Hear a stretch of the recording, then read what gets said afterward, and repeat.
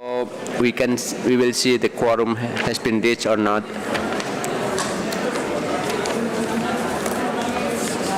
Again, all the members and alternate, please be seated in your position.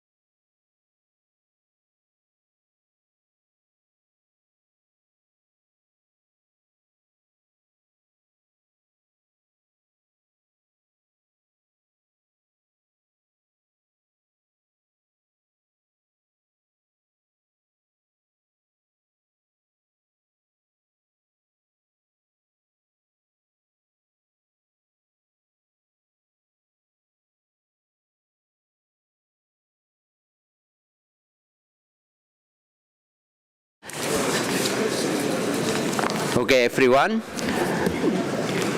The quorum of the Animal Committee meeting has been reached. I think everyone already sit on the position. And again, all the parties and observer parties and observer organizations, please sit in your position. We will start the meeting immediately.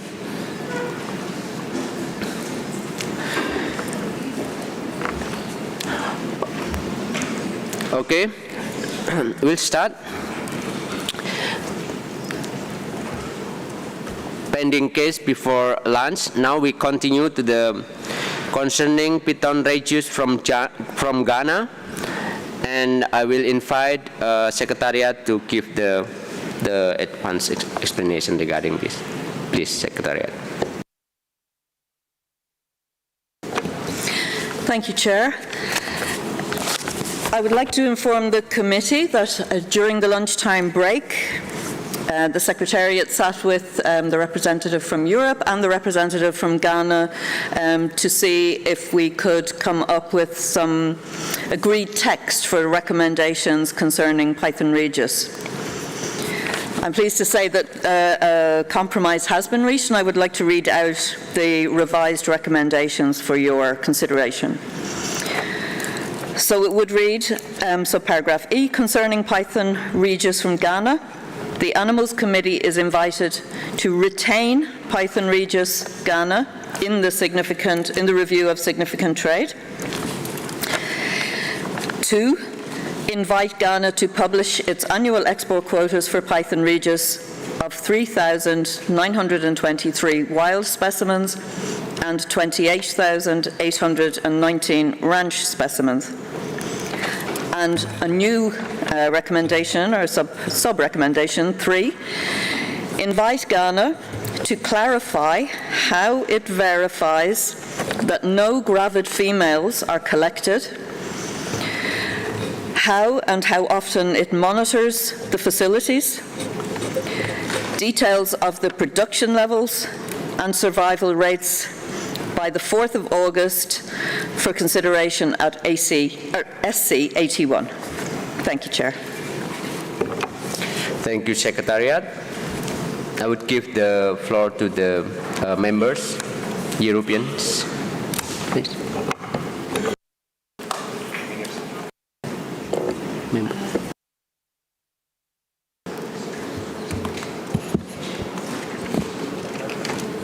Thank you, Chair. This is just to support the new draft recommendations just presented by the Secretariat, and yeah, I'm very happy to have had a very constructive exchange with Ghana on that matter to move forward. Thank you.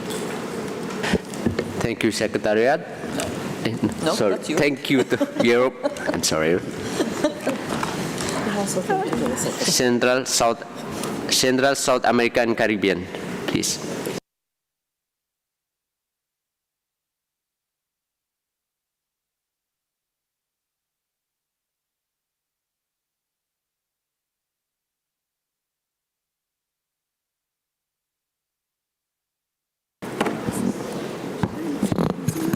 Gracias, presidente.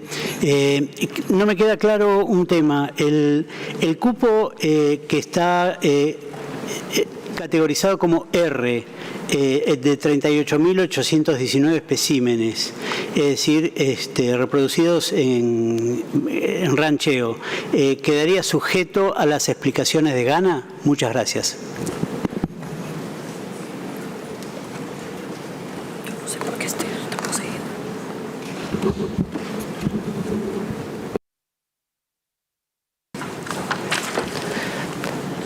Thank you. I would invite Ghana to give the floor. Thank you, Chair. Chair, I would like to request for an extension of time in view of the additional information, the volume of additional information that we have to submit to the Secretariat and the Chair of the Animals Committee. I don't know if 3 weeks extension from 4th August, which means 31st August, by the end of August should be fine for us.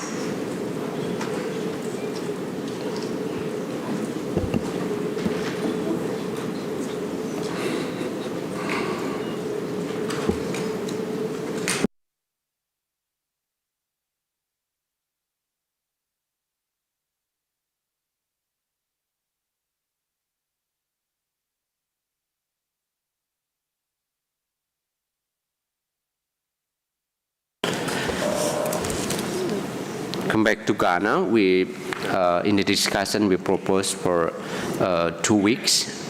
Is it okay with that? It's a bit more than 2 weeks, so. So I will clearly mention the deadline, like 25 August.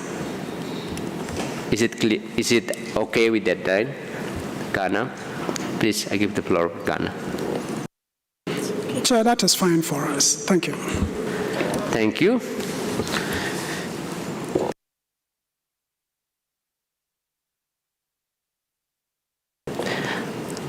Okay, I give the floor to Togo. Oui, merci Monsieur le Président.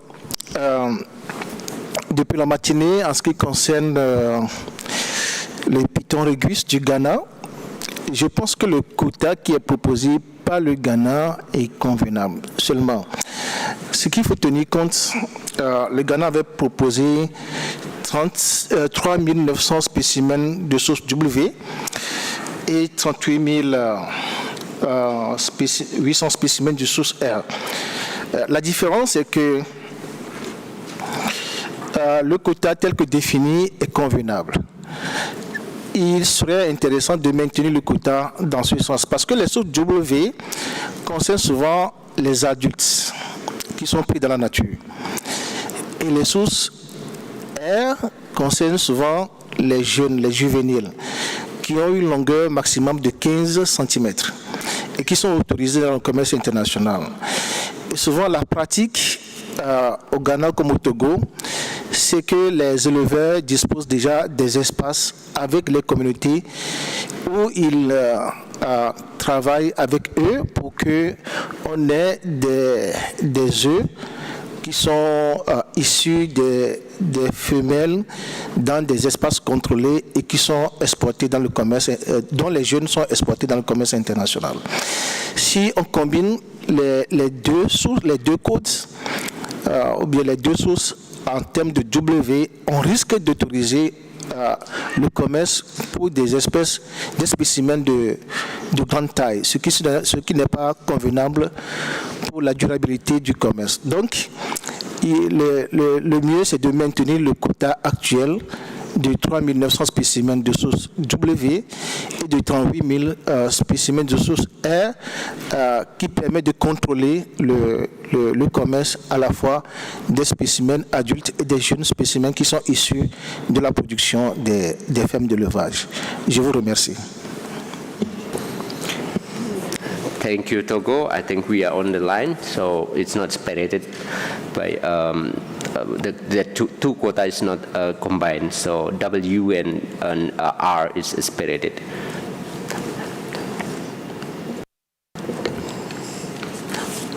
Okay, thank you. Next, we can move to the next. Piton Regius from Togo. I would like to invite the members. Common views from the member. For Piton Regius from Togo.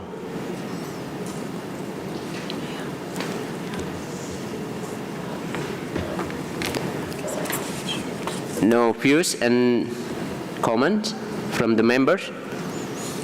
Next, I will invite the parties, but I will give the floor to Togo.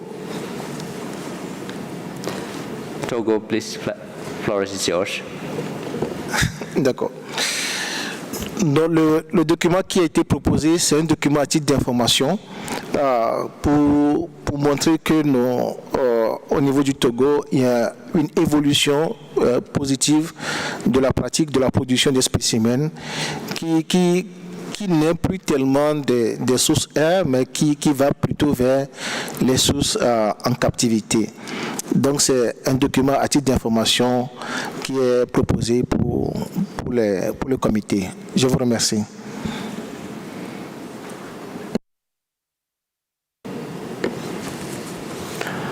Now I invite the observer parties who will give the comment.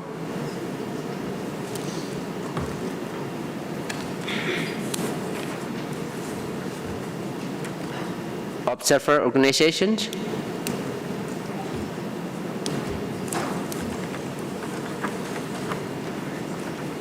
No comment?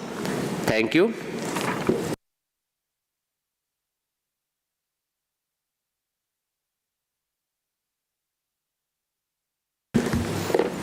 So by no comment, then silence is consensus. So we agree the recommendations in the document F for Piton Regius from Togo. Thank you. Now we move to Spina lawini and Spina macaram from Mexico. I would like to invite the common views from the members.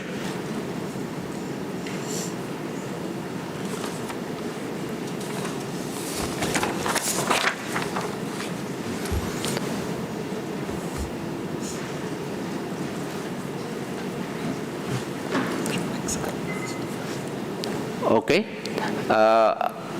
Then I would like to invite observer parties. Mexico, please. Muchas gracias, señor presidente. Buenas tardes a todos. En referencia a Sphyrna lewini y Sphyrna mocarrán, México agradece a la Secretaría su reporte en el documento 13.2 y su reconocimiento a nuestro país por el trabajo desarrollado.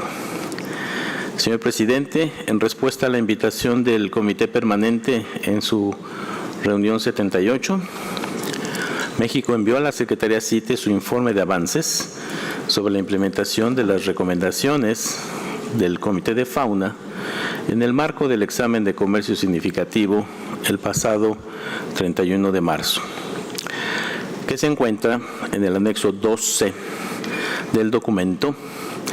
Invitamos cordialmente a las partes a consultarlo. El informe presenta los resultados preliminares de la reconstrucción de capturas históricas por especie y región. Esta reconstrucción, elaborada con información oficial, literatura científica y conocimiento experto, constituye la base para estimar puntos de referencia biológicos. Se describe la metodología integral para estimar los volúmenes de extracción e exportación sustentable basada en la reconstrucción de capturas, modelos de producción excedente y escenarios de manejo con enfoque precautorio y de gestión adaptativa, incorporando explícitamente la incertidumbre en las estimaciones y proyecciones con escenarios de respuesta. El proceso se desarrolla de manera colegiada con la participación de autoridades CITES y autoridades pesqueras instituciones académicas y organizaciones de la sociedad civil. Contempla también la organización de un taller nacional a finales de 2026 y un taller internacional a principios de 2027 para validar los resultados y preparar el informe final de México ante el Comité de Fauna 35 en el marco de los esfuerzos nacionales para la conservación y el uso sustentable de los tiburones. En ese sentido, agradecemos a la Secretaría CITES su reconocimiento al esfuerzo y buen avance de México y a la propuesta técnicamente robusta que presentamos en el informe de avances. Tomando esto en cuenta, México invita a los miembros del Comité de Fauna que apoyen las recomendaciones de la Secretaría para tomar nota de que el Comité Permanente 78 acordó que las recomendaciones A y B se implementaron e invitar a México a presentar una actualización sobre la implementación de las recomendaciones C a G en la 35 reunión del Comité de Fauna el año que entra. Muchas gracias, señor presidente.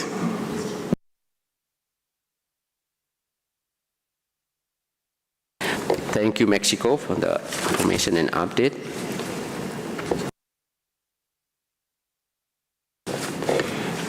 I would like to invite the parties that will give any comment, views.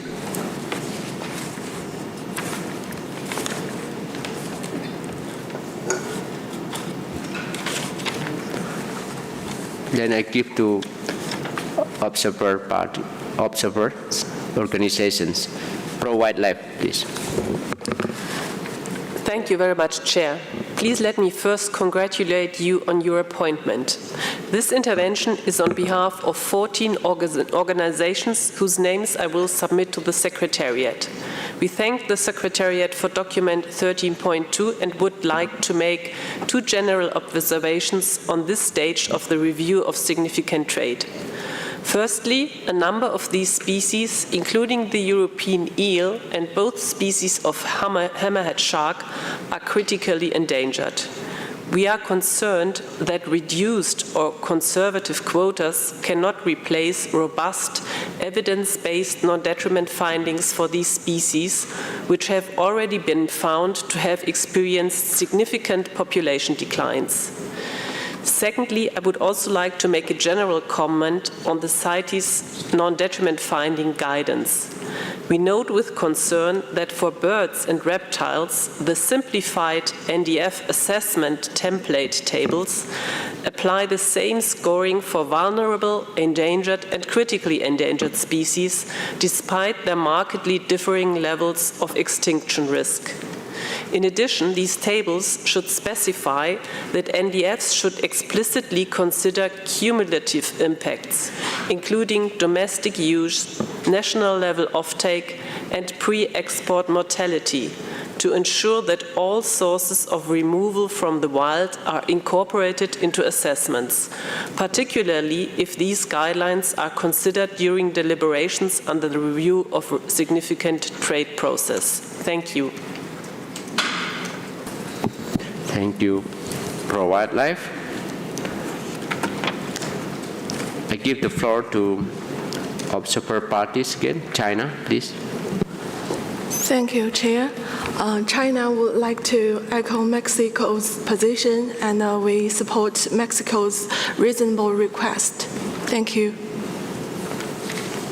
Thank you, China.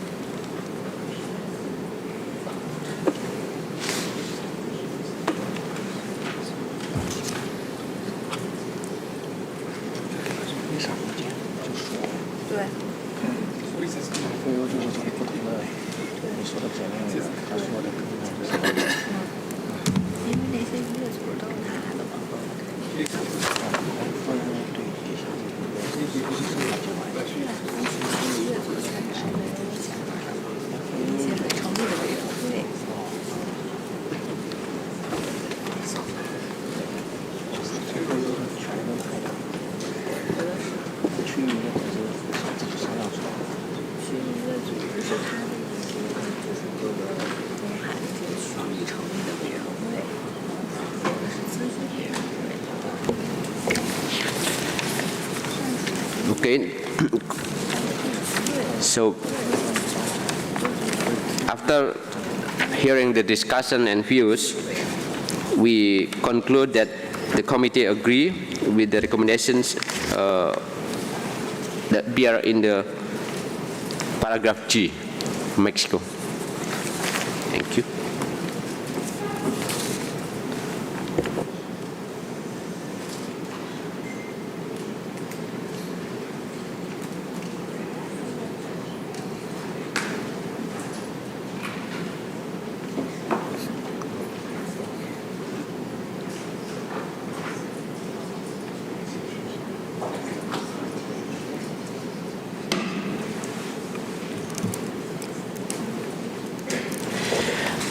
Move to the next.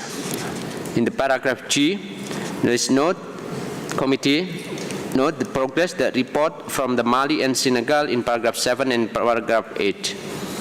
I would like to invite the chair of the standing committee to give some views on that.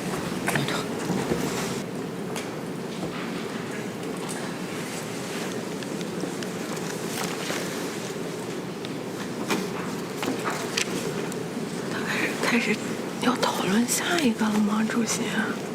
他好像是想讨论13以上，但是现在停了。对啊，这题还没说完呢。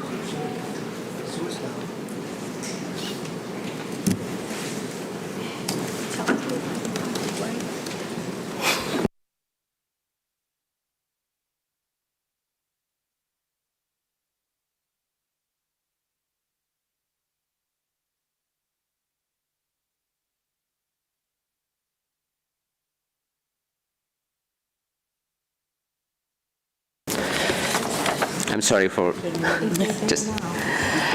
Okay.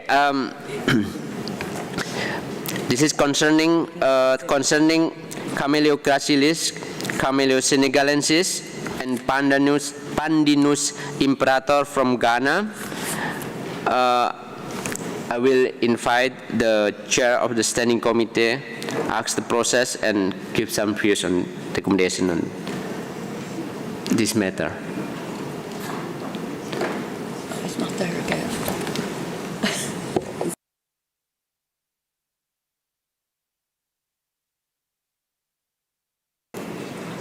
Thank you, Chair. With regard to the process, depending on the recommendations of the Animals Committee, a decision could be taken by the Standing Committee either at its next meeting or intersessionally. Thank you. Thank you.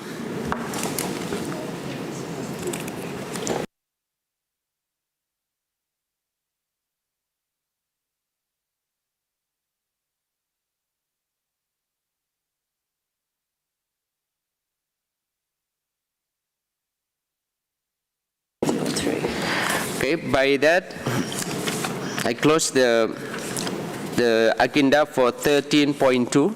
Then we move to the 13.3.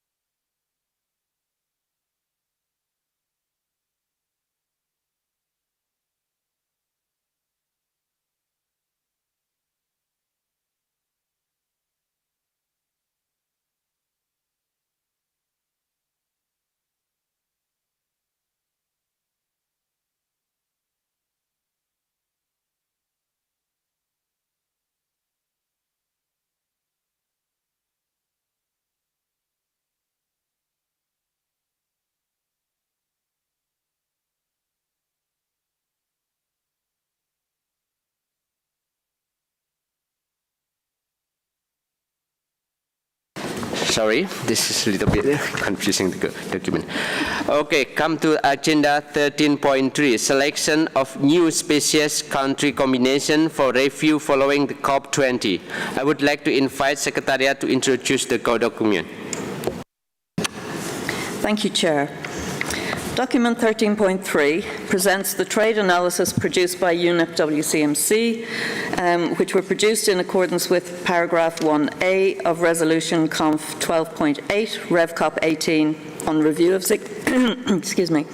review of significant trade in specimens of Appendix 2 species. Based on trade data for the period 2020 to 2024, the reports provide an extended analysis of trade to inform the preliminary selection of species country combinations in Annex 1 and a summary from the CITES trade database of annual report statistics found in Annex 2. The data used to prepare these summaries, or this summary, are available in Excel format in Information Documents 1 and 2. The Secretariat would like to draw the Committee's attention to Information Document 5, which highlights a small number of changes to the status of relevant species within the IUCN Red List of Threatened Species since the production of the analysis in Annex 1 of Document AC34 Doc 13.3, and also outlines minor corrections to the Red List date of assessment in the AC outputs. The INFDOC notes that Holothuria fuscogilva would now meet Criterion 1 for endangered species. This species already met 2 selection criteria and would now meet a total of 3 selection criteria. That is the only significant change. In paragraphs 5 to 9, the Secretariat highlights some updates to the methodology, contextual information, and symbols used in the analysis. In paragraph 11, the Secretariat highlights that given current resource limitations, the Secretariat can support reviews for only 24 species country combinations across both the Animals and Plants Committees combined. The Committee is therefore invited to prioritise 12 species country combinations, together with a reserve list of 5 additional combinations that could be considered if the Plants Committee uses fewer than its allocation of 12, or if additional funding becomes available. These reserve cases should be ranked in order of importance. The Committee is also invited to provide a short explanation for the selection of each species country combination. The Secretariat recommends that the extended analysis in Annex 1, which uses 5 criteria to identify taxa that show noteworthy patterns of trade, be used by the Animals Committee as the starting point for their deliberations in selecting species for inclusion in the RST process.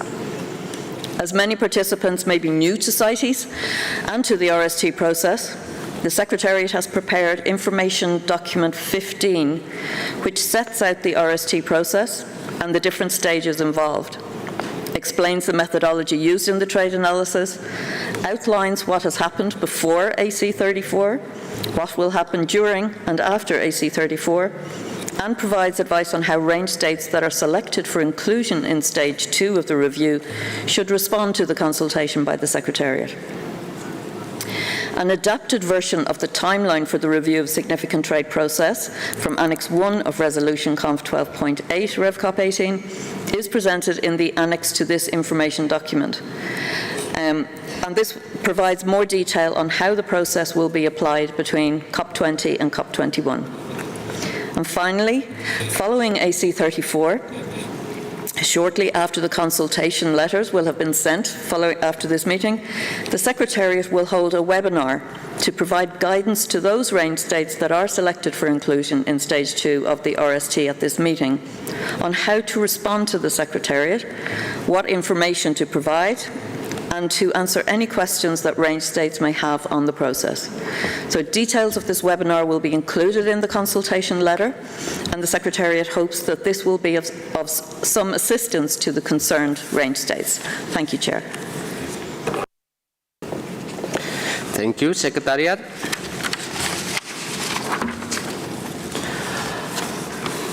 I would now like to open the floor for a few short interventions, noting that I propose a form in sessional working group for RST.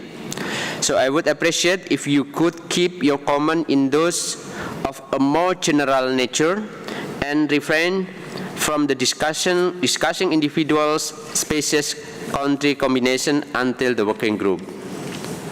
So yeah, we are discussing an overview in general for this criteria. First, I give the floor to the members. Asia, please. Thank you, Chair. I forgot to mention that during the intervention in the morning, we want to congratulate you for being the AC Chair from Asia region, and we will definitely stand here to fully support you. And thank the Secretariat and Switzerland for the preparation of this meeting. Regarding the preparation for the new species country combination of IST, Asia would like to raise two concerns of a general nature. Firstly, species that were just listed at the first two COPs immediately prior to the current Animals Committee meeting should not be included in the species list. This is because there is limited time for trade data to be collected post-listing. Secondly, Asia has found data discrepancies for many species among import and export countries. We believe that where significant discrepancies exist, those species should not be included into the list before the data are fully clarified. This is to ensure that valuable committee time is not spent where it may not be warranted. Thank you, Chair. Thank you, Asia. I would invite all the members.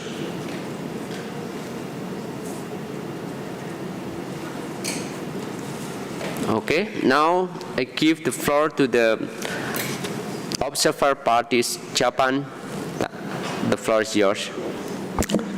Thank you, Chair. Good afternoon, everyone. Japan appreciates Government of Switzerland for hosting this meeting and the Secretariat for excellent preparation and service. We would like to congratulate Dr. Amir Hamidi for your appointment to AC Chair and appreciate your excellent performance you have already initiated today. Turning to the substantive point under Agenda 13.3, Japan would like to echo important... Excuse me.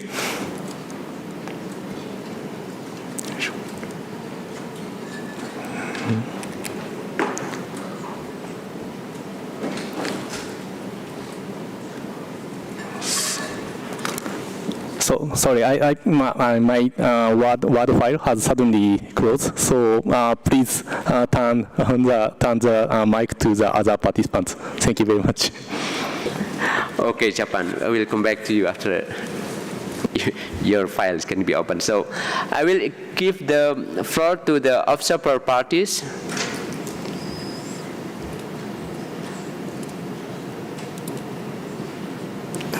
And observer organization? No, China. Oh, sorry. China first, please. Thank you, Chair. China would like to appreciate the Secretariat for preparing the document. However, regarding 13.3, China observes with several concerns as for RST methodology. Firstly, for sharp increase criteria at both global level and country level, selection period is changed. It may significantly influence the stage 1 result and shall go through prior consultation. Secondly, source code X introduction from the sea is selected as reviewed target, while they should not be included based on the resolution 12.8. Thirdly, species with data discrepancies between import and export countries are listed. China expresses concerns on these three aspects. Parties shall be consulted before changes in methodologies are made and to be agreed by the Standing Committee. Some data errors may affect the stage 1 and may cause the waste of precious meeting time.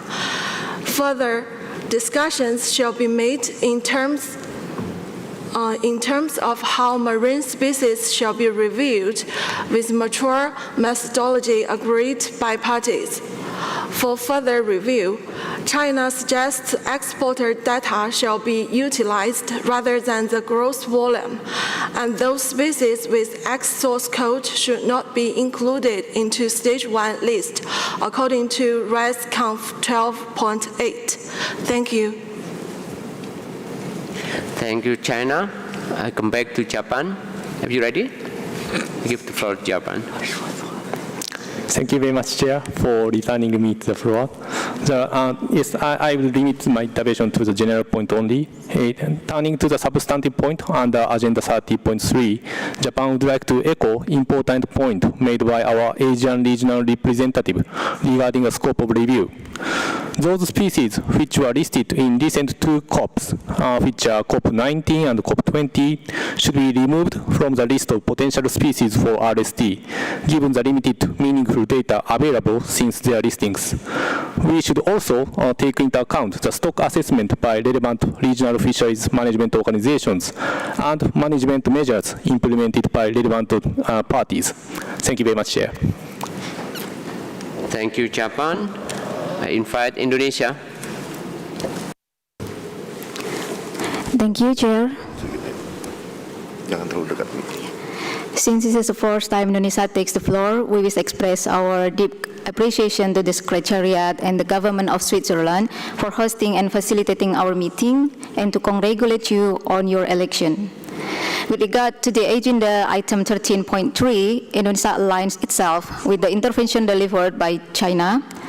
We share concerns regarding the changes in the RST methodology, particularly the shift in the sharp increase selection period, the narrow focus on source code X, and the limited time for data verification. We feel that any methodological change that affects stage 1 outcomes should be discussed with parties first and agreed by the standing committee.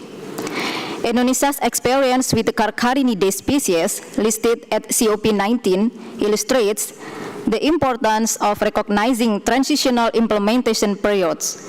Our views on this matter have also been reflected in the document Inf.9 Ref 1 uploaded on the Convention's website.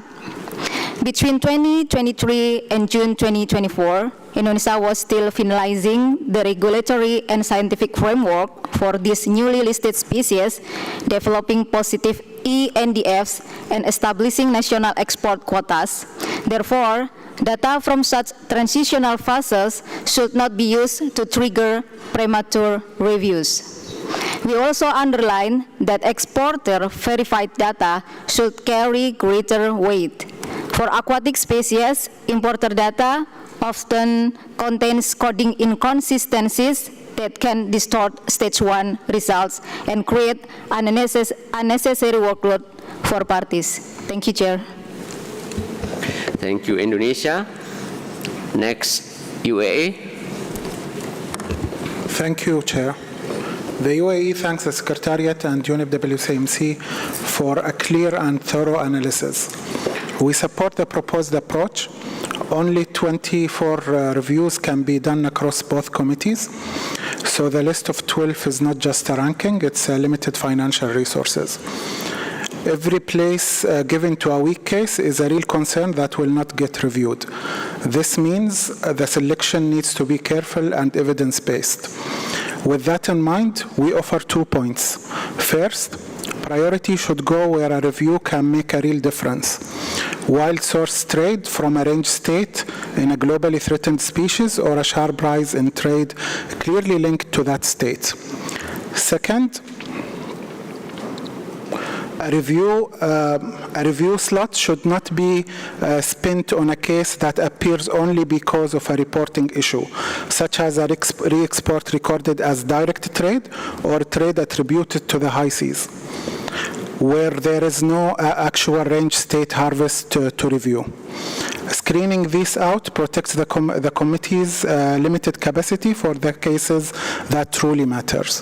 Thank you, Chair. Thank you, UAE. I still give the floor to the observer parties that will want to take the floor.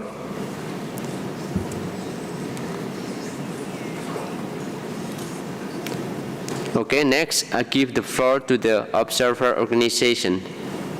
Pro Wildlife, please. Thank you very much, Chair. I'm giving this brief intervention on behalf of 9 organizations. With regard to the scope of the review, we believe that in certain cases, the selection of multiple species from one country may be warranted. For example, we note that annual exports of several primate and bird species from the Democratic Republic of Congo experienced a sharp increase in recent years, and that many of these species are categorized as threatened on the IUCN Red List. However, these increases are not highlighted in Annex 1 of document 13.3, as DRC only recently changed source codes from captive bred to wild sourced. We hope that the working group will give consideration to the most up-to-date information available on which to base its decision-making for the priority list. Thank you very much. Thank you, Pro-Wildlife. Any others asking for the floor from observer organization?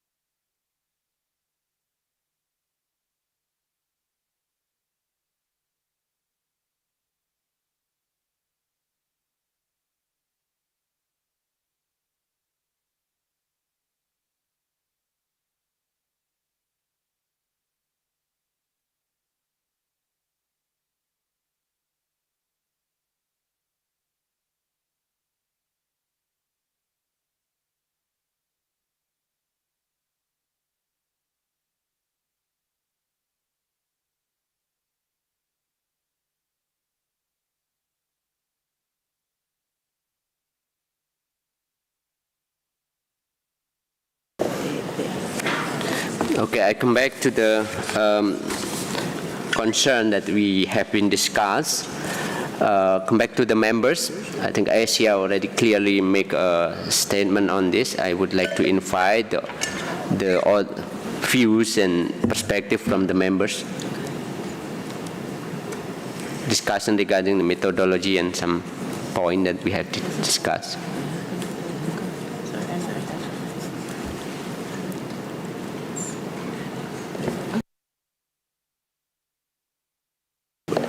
Okay, Oceania, please. Thank you, Chair.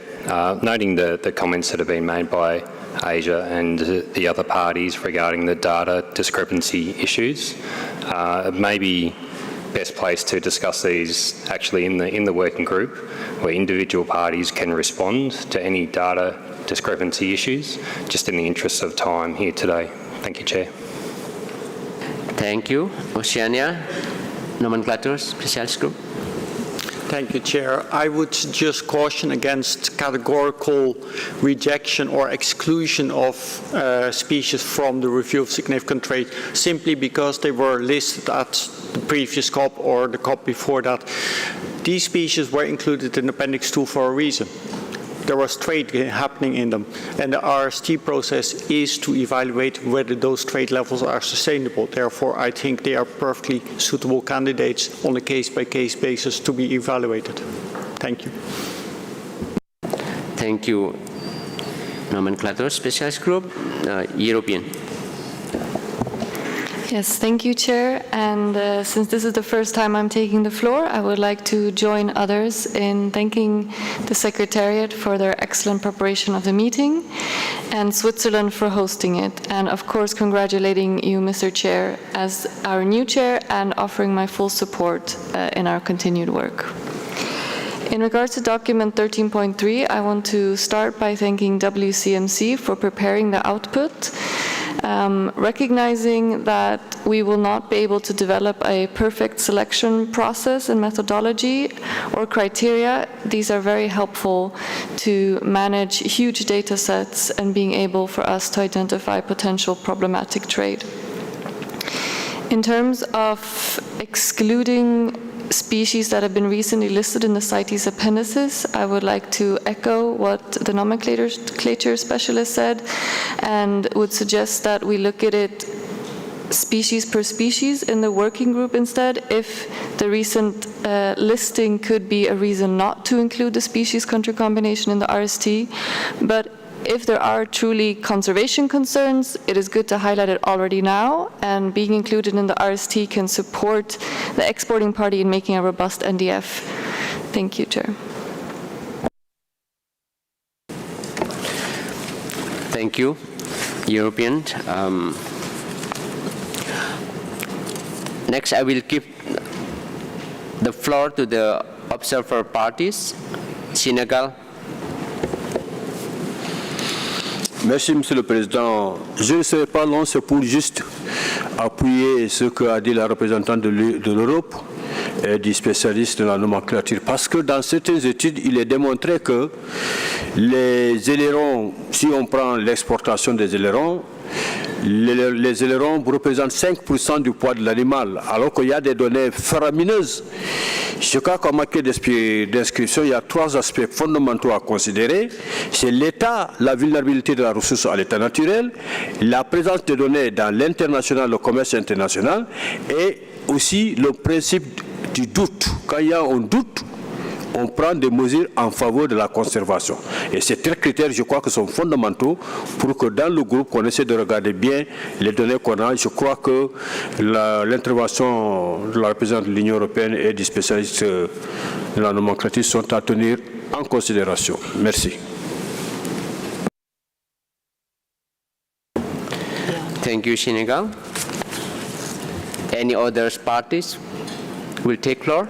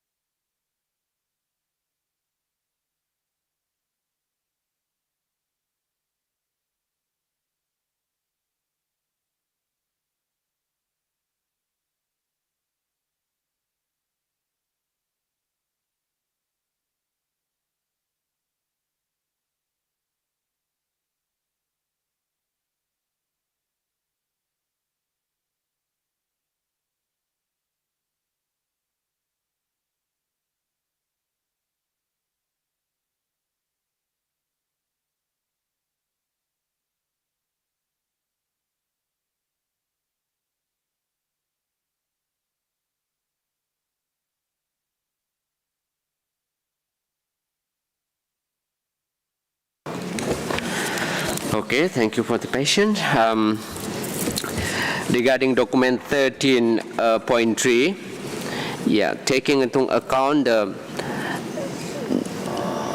consideration and views from the ASEAN that we will consider to see whether there'll be, because it will become to the case by case in the working group. So, however, this concern we note in the raise, and I think by this concern we can move forward to form the in-sessional working group. Is it okay, views from the members?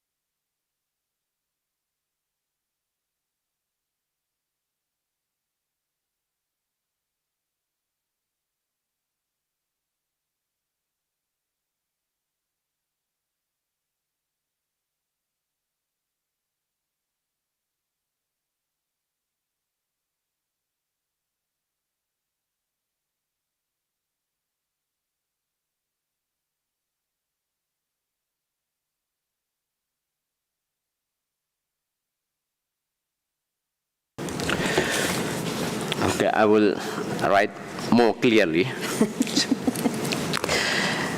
The Animal Committee note the concern expressed about the methodology and invite the Secretariat to look into this concern. And concerning Agenda 13.3, in accordance with the paragraph 1B of Resolution COF 12.8, and taking into account this discussion in plenary, A. Review the information contained in Annex to the document AC 34.13.3, as well as any additional information, any additional available information, and B. Select a priority list of 12 species country combinations of greatest concern for inclusion in the Stage 2 of Review Significant Trade, and a list of 5 additional species country combinations that may be included subject to available funding and explanation for the selection. Again, I ask to the committee, is it okay with this?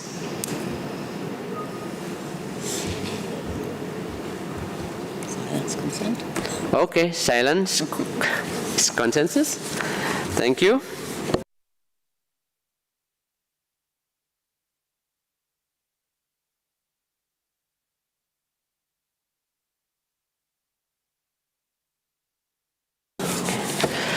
Move the establishment in sessional working group for the review significant trade. I will chair this in-sessional working group, and I would like to invite Alison Littlewood to be the alternate representative from Europe. Is it okay? Alison? Yeah, she's not there. Okay, nodding is agreement. I would like to invite the members who will participate to in-sessional working group of review significant trade. Please, Asia, European,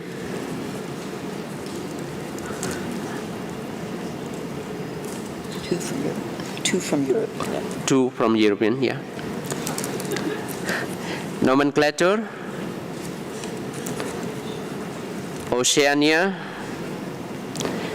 Central, South. Two from Asia. Oh, two from Asia. All right. Okay. Central, South America, and Caribbean. Is that two? Two as well. Two. Right.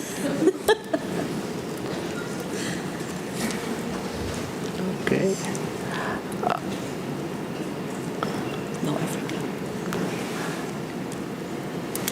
North America. North American region.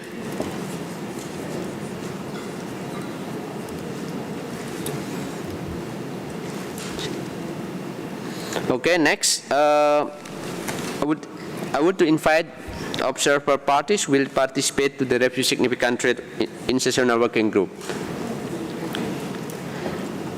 Netherlands,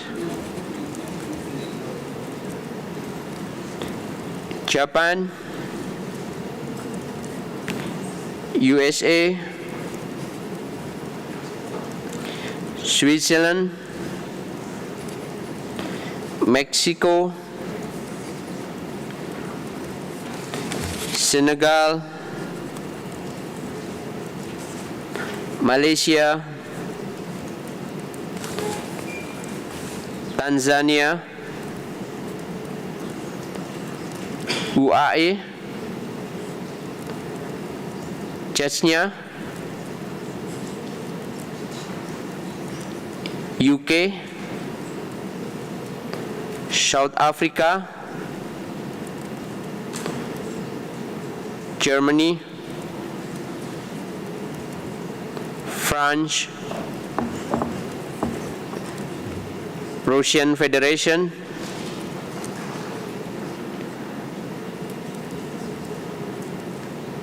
Peru,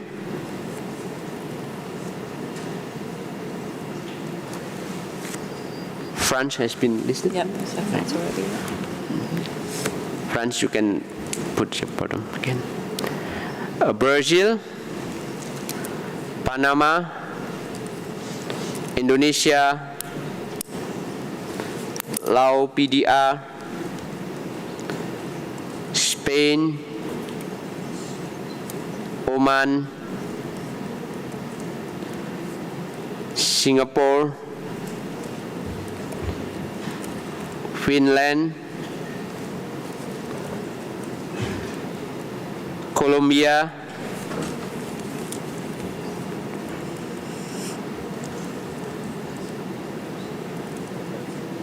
Ireland, Canada, China,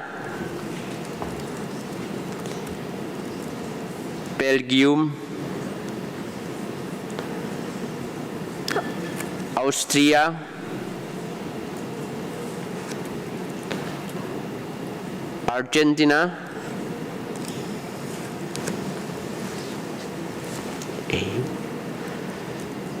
Thailand,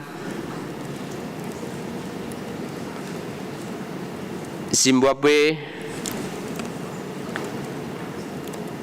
Botswana, Pakistan, Togo, Portugal, Chile,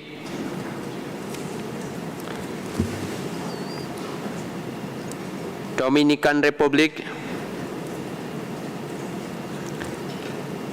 Ghana, and Australia. European Union, yeah.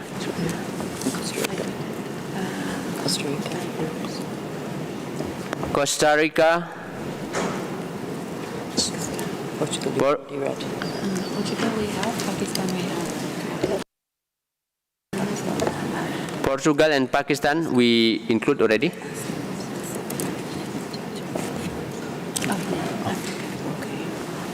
all Africa members will join also. Okay. 2? 1 or 2? 2 or 1? Africa in 1. Okay. 1, all right. Okay. So 44. Okay, I'll invite observer. 59, 50, 54. Okay.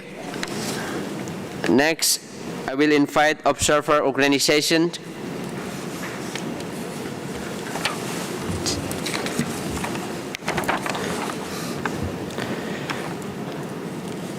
Traffic,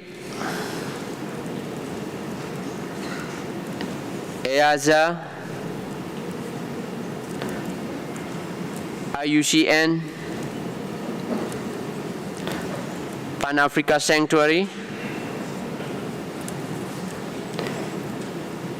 SSN, CMS, WWF,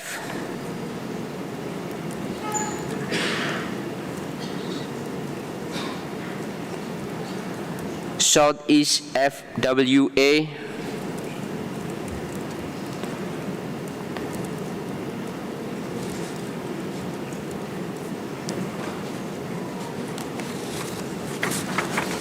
Pro Wildlife,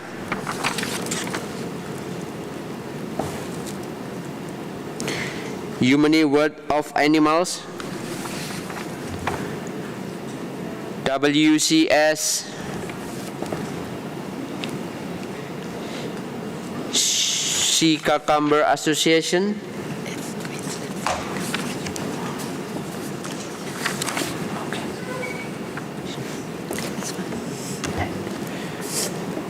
Queensland Sea Cucumber Association,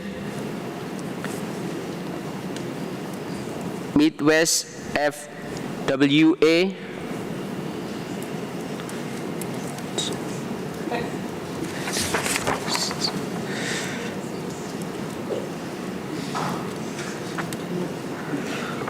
Conservation Force, IWMC,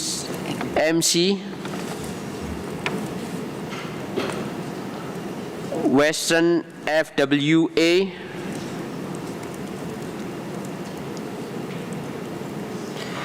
Sustainable User Network, SA Taxi and TAN,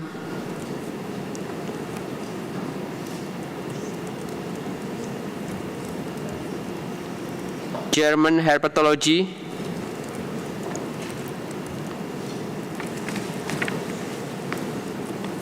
Shark Trash,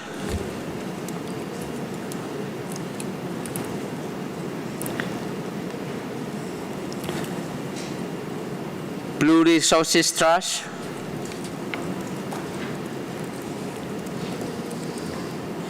BNA Germany,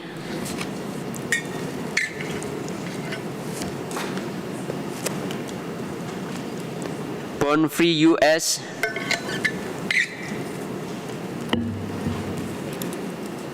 ZSL, UNEP WCMC, IFAW, UNODC,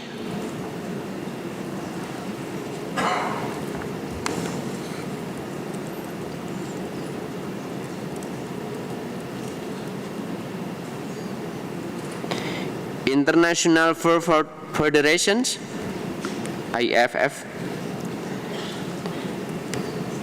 Center Biological Diversity, Shark Advocates, Parrot Breeders South African,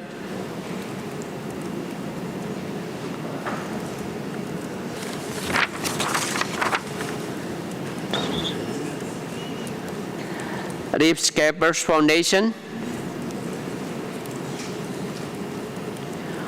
Wild Ranging South Africa,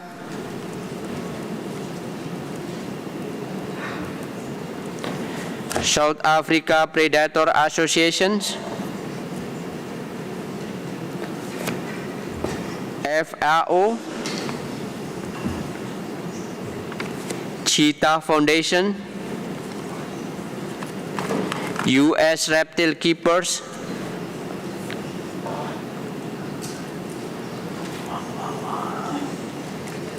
Animal Interests, OFI, Shuko SA, Bloom,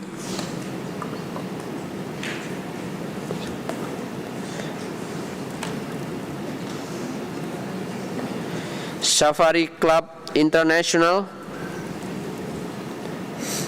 Safari Club International Foundation, FACE,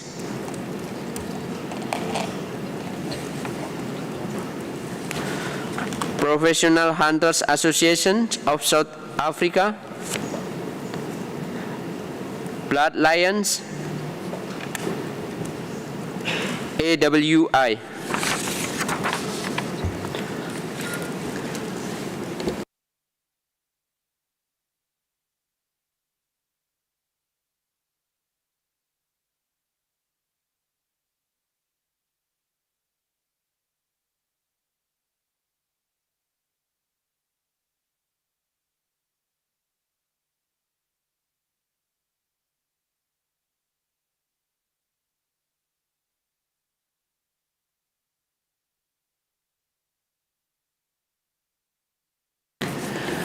Okay, the working group will held here tomorrow after lunch and will be continue Wednesday morning.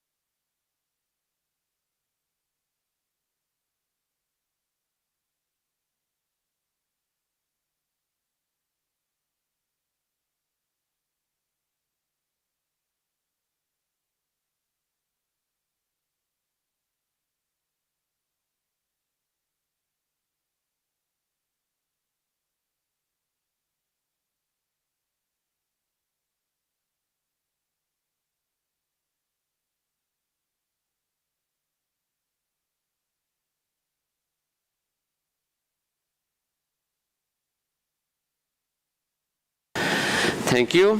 Now we move to next agenda, agenda 15. Feasibility of an adapted review of significant trade process of shark and rays. I invite Secretariat to give introductions. Thank you, Chair. As you all know, the review of significant trade process is a compliance and support mechanism used to identify situations where trade in Appendix 2 species may not be consistent with Article 4 of the Convention, and to assist parties in improving implementation. At COP20, the Conference of the Parties adopted decisions 20.48 to 20.50, of which decision 20.48 directs the Secretariat, subject to external funding, to examine whether the existing RST, a review of significant trade process, could be adapted for sharks and rays. Decision 20.48 specifically requests the Secretariat to consider how an adapted process could identify high-priority shark and ray species in trade, determine the stocks affected, identify the relevant range states and fishing states, and assess the feasibility and implications of such an approach, including any amendments needed to Resolution Conf 12.8, Rev Cop 18. The document provides an initial scoping analysis showing that such an adaptation would be considerably more complex than the current RST framework because of the migratory nature of sharks, the high seas fisheries, the stock-based management considerations, data limitations, and resource implications. Currently, the Secretariat does not have funding to undertake this work, but if funding becomes available, the Secretariat will prepare a detailed report for the 35th meeting of the Animals Committee, examining the issues identified in this document, assessing the feasibility of an adapted RST process for sharks and rays, and proposing amendments to Resolution Conf 12.8, if necessary. In the meantime, the Animals Committee is invited to do two activities. So to note the information and preliminary considerations presented by the Secretariat in this document, and to suggest any additional issues that should be included in the future feasibility assessment. Thank you, Chair.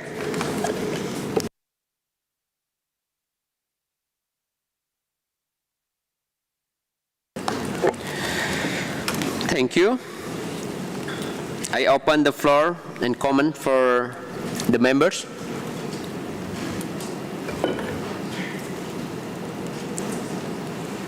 European.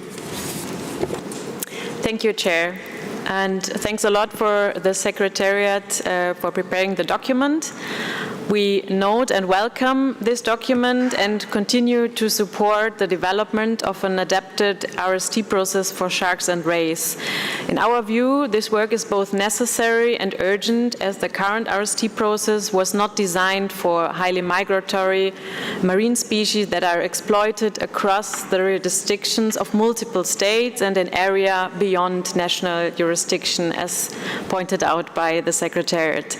And to ensure a timely process, we encourage the Secretariat to keep the process as practical as possible and focused on the CITES mandate. And one aspect we would suggest to pay particular attention to is on how trade is involving introductions from the sea can be better reflected, in particularly by clearly identifying the parties responsible for making NDFs. We really hope that there will be funding for this work to continue and look forward to the Secretariat's report at Animals Committee 35. Thank you.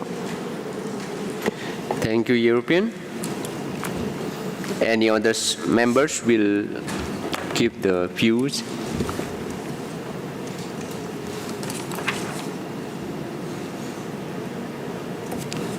Next, I invite observer parties.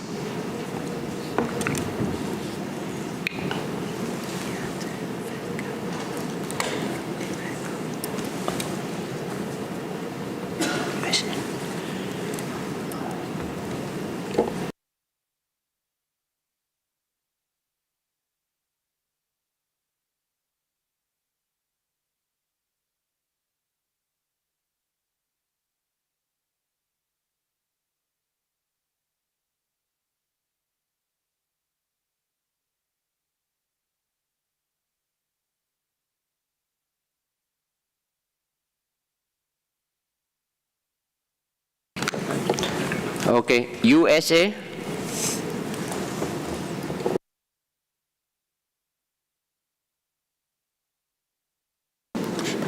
Thank you so much, Mr. Chair, for the opportunity. I was remiss this morning when we first took the floor and missed my opportunity to congratulate you for your chairmanship, but I won't miss the opportunity to say how commendable your performance has been this morning in keeping the agenda moving. We appreciate that, so good on you for that. I would like to offer the position for the United States on this very important issue.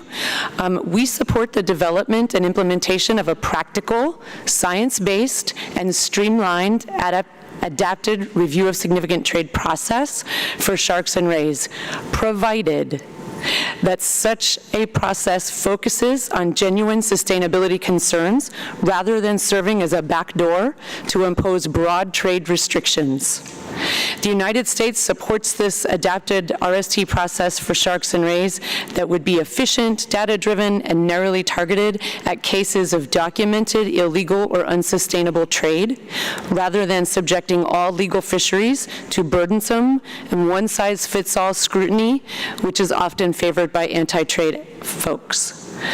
A well-designed process will help distinguish responsible, regulated U.S. and international shark fisheries, which provide important economic benefits and incentives for conservation, from the problematic, illegal, unreported, and unregulated fishing that actually threatens these populations.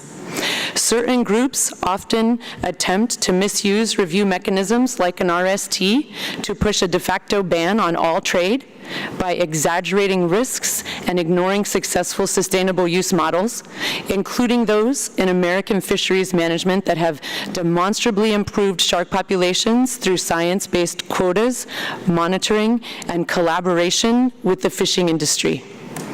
Overly complex or expansive RST adaptations would harm legitimate American seafood industries, exporters, and consumers, while failing to address root causes in range states with weak enforcement, ultimately giving transnational criminal networks a strong and unfair competitive advantage in the black market. We must ensure that this process, once developed, upholds CITES' core mandate to regulate sustainable legal trade, not undermine it through ideological opposition to commercial utilization of marine resources. Our position protects the U.S. fishing industry and economic interests and competitiveness, and for our allies and partners by delivering measurable conservation results through pragmatic, collaborative government and industry engagement and evidence-based regulation. Thank you so much, Mr. Chairman. Thank you, U.S. And next, the floor I give to China. Thank you, Chair. China appreciates the Secretary for preparing the relevant documents. China supports conducting a feasibility assessment on developing an RST process for sharks and rays. We suggest that this work should fully take into account the data accumulate and relevant management measures of regional fishery management organizations, RFMOs, for high sea shark governments, and the development of the RST process should be aligned with the data and management frameworks established by RFMOs. Thank you, Chair.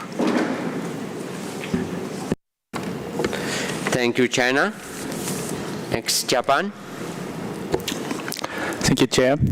Japan recognizes that sharks and rays are important fishery resources and play an important role in the marine ecosystem as higher level predators.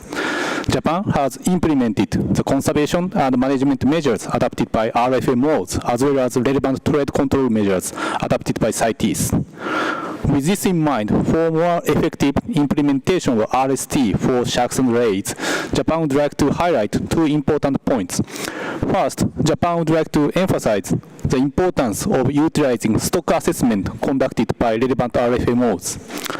Second, as mentioned in the paragraph 11 of Doc 15, Japan considers that rationale for listing, whether the species was listed as look-alike species or not, are very important element for prioritization of stock species for RST process. Thank you. Thank you, Japan. Next, Netherlands. Thank you, Chair. As this is the first time that the Netherlands has taken the floor, I would like to take the opportunity to thank the Secretariat for your excellent organisation of the Animals Committee, as always, and to congratulate our new chair, as well as the other new committee members on your new roles. We thank the Secretariat for preparing the documents and welcome the opportunity to address the important issues identified. We support the feasibility study, and in addition to comments made by the representative from Europe, we would like to highlight the fact that sharks and rays are exploited across their entire distributional range, including coastal waters and for the aquarium trade. So we'd very much like to have that noted. We also hope that the process goes forward and look forward to engaging. Thank you. Thank you, Netherlands. Argentina.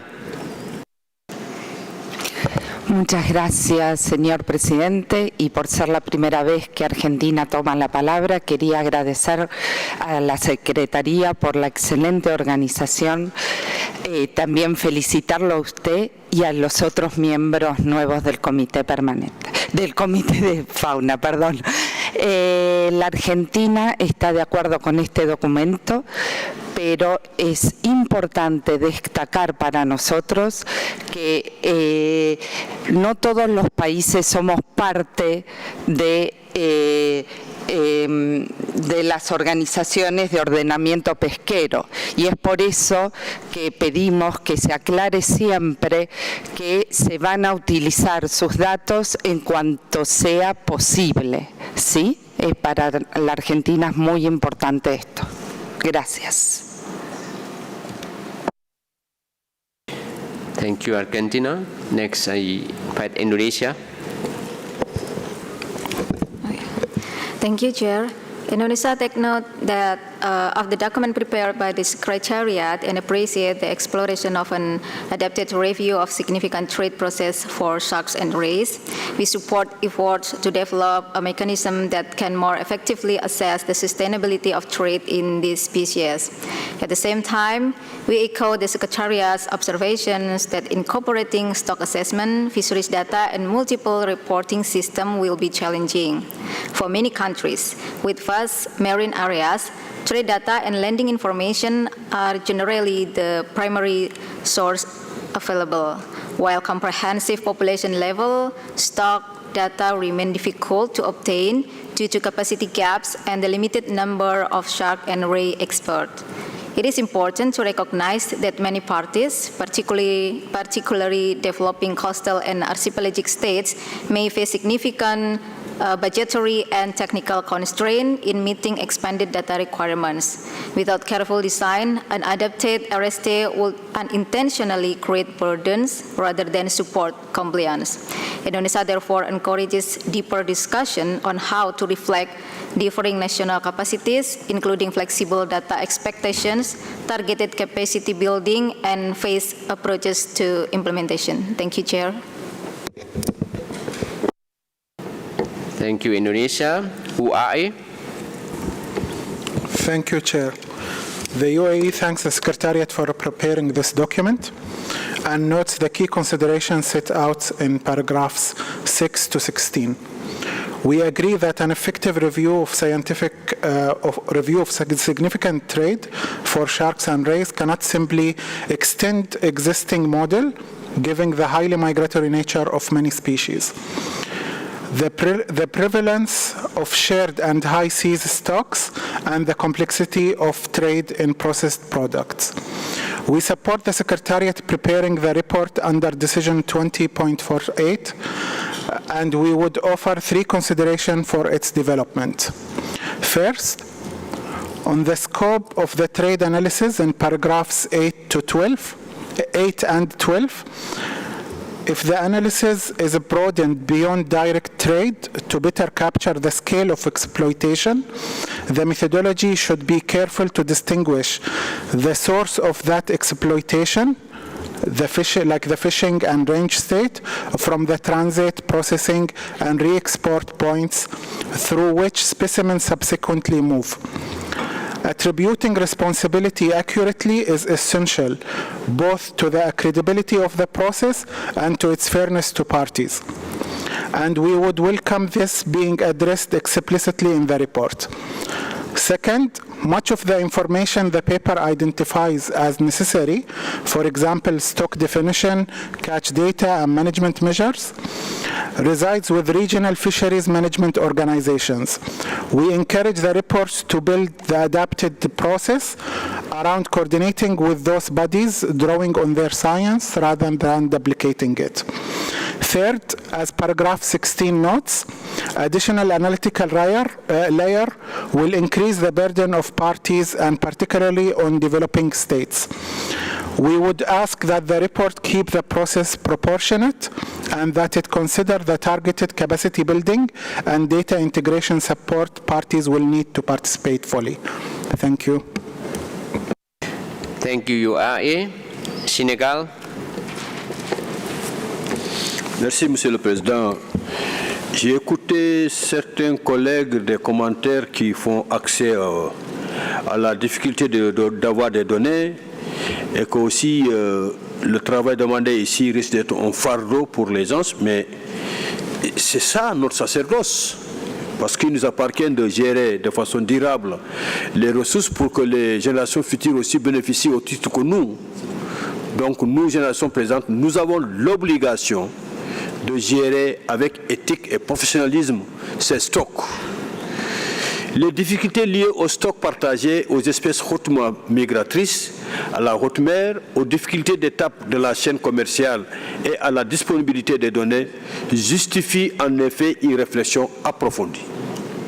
Il est donc nécessaire que les requins et les raies ne soient pas écartés de la sélection post-COP20 pendant que les discussions sur le futur processus adapté se poursuivent. Les combinaisons espèces-pays qui présentent déjà des niveaux de commerce préoccupants doivent pouvoir être examinées sans attendre dans le cadre du processus suivant. Nous sommes pour qu'on regarde de près ces espèces pour une gestion professionnelle et durable. Merci. Thank you, Senegal. Australia. Thank you, Chair. Australia recognises the challenges associated with considering sharks in the current RST process and strongly believes an adapted process is required to ensure international trade is not resulting in unsustainable pressure on shark and ray populations globally. Australia thanks the Secretariat for their work to date and agrees with their summary of the key considerations that should go into the report called for under Decision 20.48. Thank you, Chair. Thank you, Australia.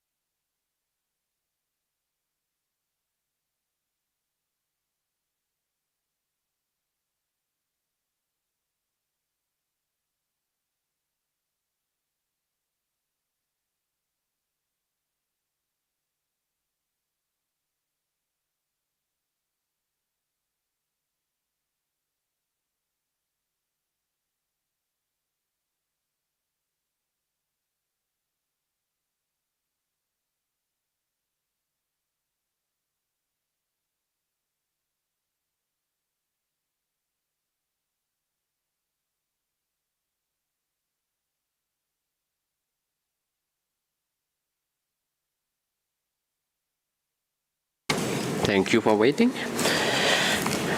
Still, there is a party will wants to take the floor. Costa Rica.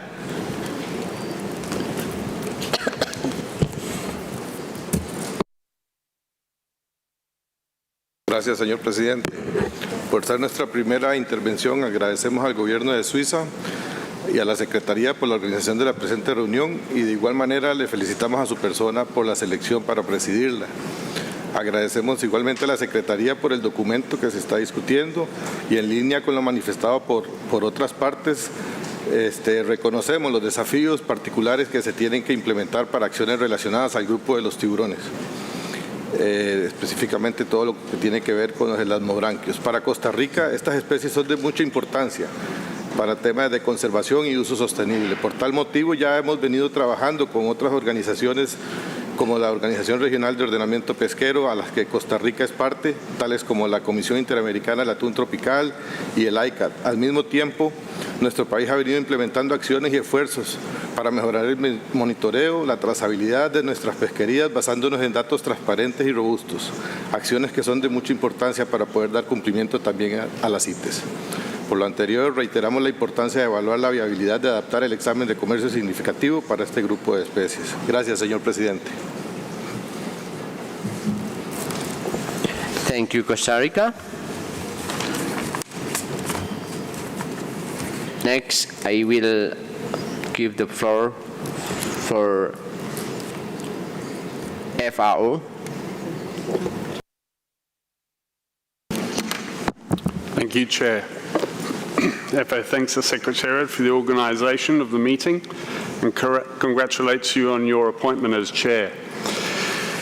AC 34 Doc 15 explores options for adapting the RSD process for sharks and rays. However, the challenges highlighted through our RST are in many respects symptoms of issues well upstream of RST. These include the need for a more coherent approach to CITES listings, fit-for-purpose development of non-detriment findings and legal acquisition findings, and trade permitting systems that are timely, practical, and responsive. Assessing these issues requires closer and more sustained cooperation between CITES and fisheries authorities. More broadly, we are further challenged by structural disconnects emerging not only between CITES and fisheries processes, but also in efforts to harmonize approaches across international frameworks and bodies, including between CITES and CMS, among different MEAs, and between these agreements and the governance structures in place within regional fisheries management bodies. For globally distributed and highly migratory shark, many of which are taken as catch or bycatch in highly variable and unpredictable quantities, implementation challenges can be particularly acute. Fishing and transport vessels may operate across multiple jurisdictions, including the high seas and numerous EEZs. In such circumstances, requirements relating to compartmentalization, tracking, and reporting of catches, as well as demonstrating legality, sustainability, and compliance with CITES provisions, including those of IFS, create some real-world practical challenges. These issues are too numerous to be explored here in plenary today, but FAO stands ready to work with parties, including through an intersessional working group, to help identify practical solutions and strengthen coherence between fisheries management and CITES implementation. Thank you, Chair. Thank you, FAO. Next, I give to Peru. Please more concise, because we have limited time for the next agenda. I think we will discuss on shark and rays in the next agenda. Please, Peru.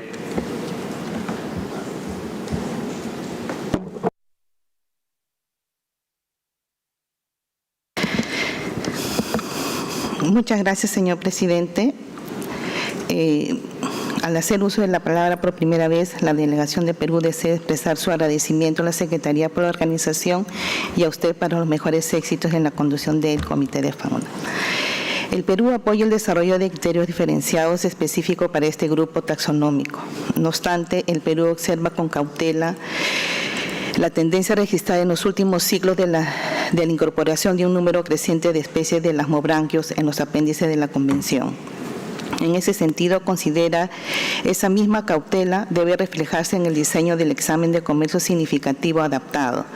Los criterios diferenciados que se desarrollen deben estar orientados a lograr una evaluación más precisa, objetiva y equitativa de las especies que ya se encuentran incluidos en los apéndices y no facilitar la ampliación del conjunto de especies de tiburones sujetas a dicho mecanismo.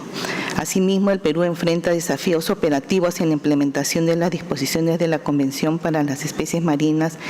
Por ello, cualquier criterio diferenciado que implique mayores exigencias en materia de trazabilidad o dictámenes deberá estar acompañado de un fortalecimiento de capacidades y asistencia técnica. Gracias.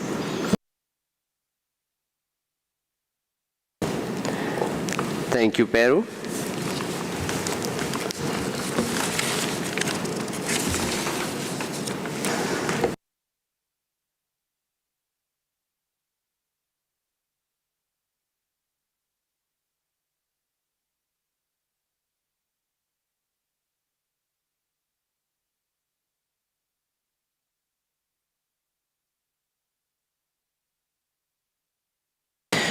Thank you everyone for waiting and also for the all contribution, thought on, and also views from this agenda 15.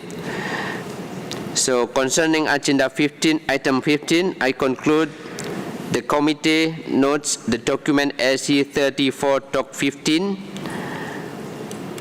and comment made during the plenary and invite the Secretariat to take this into consideration as it develops the feasibility of assessment.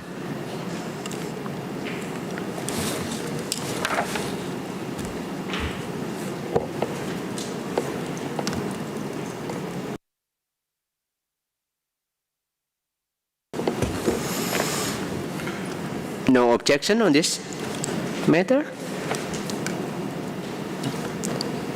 Silent is agreement. Thank you very much. I close this agenda 15.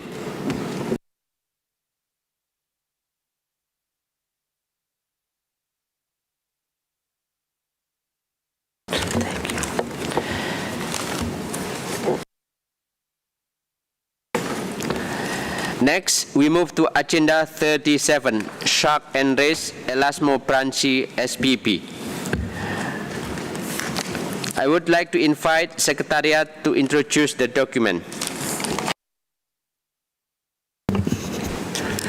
Thank you, Chair. This document reports on the Secretariat's implementation of the COP20 decisions on sharks and rays.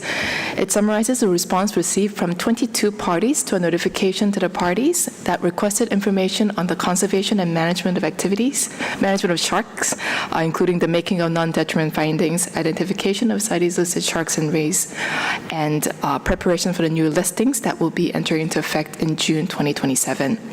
A summary of responses is provided in Annex 1 to the document, and a full compilation of the responses received is available as information document AC34 in 4.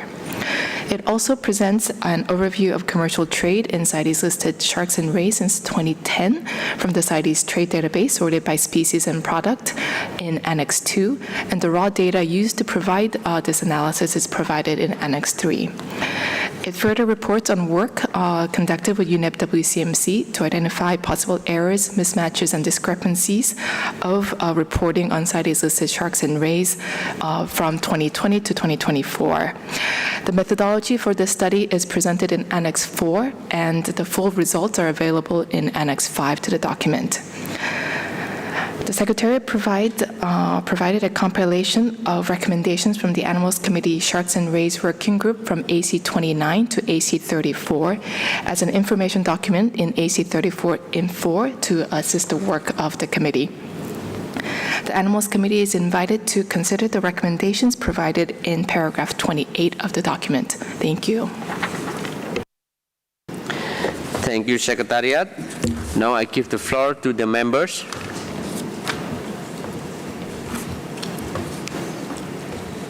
North America region. Thank you, Mr. Chair. And as this is the first time that the North American region takes the floor, I would like to congratulate you on your appointment to chair of the Animals Committee. Really. The North American region appreciates the Secretariat's progress in implementation of Decision 20.208 and 209. The data analysis presented in Annex 2 and Annex 4 of the present document provides valuable insights. The region remains concerned about the discrepancies in the CITES trade database related to international trade in shark and ray species. The data analysis provided in Annex 2 and 4 of the present document indicates that there is underreporting of exports and introduction from the sea of CITES-listed shark and ray species. Underreporting skews data needed for management decisions and threatens the livelihood of legal fishers by creating unfair international market competition. The North American region supports the recommendation to establish an in-session working group to review the information provided in Annex 1 and Annex 2 of the present document, and in its report for consideration by the Animals Committee. Draft, refined, and focused set of recommendations for submission to the Standing Committee to address the challenges and concerns highlighted by the parties and the Secretariat. Finally, we support the proposal by the Secretariat in paragraph 27 of the present document that the Animals Committee leads on sharks and rays represent the Animals Committee in any standing committee's intersessional work or working group. Thank you. Thank you, North American Central Region. I would like to invite other members. European. Thank you, Chair. In the sake of time, we simply wish to express our support of the establishment of an in-session working group with a proposed mandate. Thank you. Thank you, Europe. Now I invite observer parties.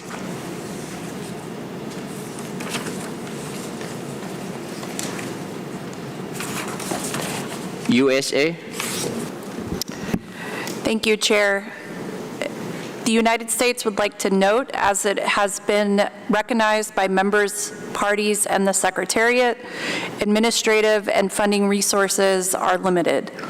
This limitation needs to be the basis for any output from the in-session working group. Doing so diligently ensures the recommendations by the group are both pragmatic and realistic to what can be achieved by the parties who are also with limited resources and the Secretariat. Thank you, USA. UK. Thank you, Chair. We would like to thank the Secretariat for their ongoing work on this area and for preparing this document to provide updates on the decisions adopted at COP20. We would also like to thank the parties that responded to the most recent shark and ray notification, providing us with insightful information and data. We support the establishment of an in-session working group to discuss this information further, among the other matters noted. Furthermore, we would like to note and welcome the Secretariat beginning Phase 2 of the study on the apparent mismatch report between reported and expected trade in shark species through engagement with the identified parties, of which the UK is one. We would also like to note our support of the NDFs, conversion factors, and other scientific information received from the parties in response to the notification being uploaded on the Sharks and Rays portal as noted in paragraph 9 of the document. Lastly, we would support the Secretariat's proposal for the Animals Committee's leads on sharks and rays to represent the Animals Committee in any standing committees, in-sessional work or working groups. Thank you. Thank you, UK. Indonesia. Thank you, Chair. First of all, Indonesia thanks the Secretariat for preparing AC 34.37 Ref 1 and appreciates the overview of party inputs on the implementation of CITES, shark and ray listings.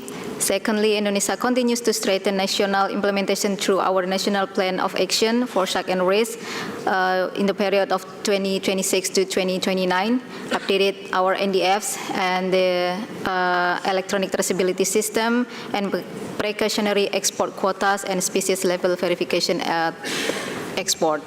Third, we also note the challenges highlighted in the document, including data gaps, identification of processed products, and preparation for the new Appendix 2 listing that will take effect in 2027. Fourth, on trade data discrepancies, Indonesia wishes to clarify that several species were under CITES reservation during the period reviewed, and reporting was therefore not required. Fifth, Indonesia has consistently submitted its annual reports and will continue working with the Secretariat and UNEP WCMC to resolve any remaining mismatch. Sixth, Indonesia also notes the operational challenges related to introduction from the sea.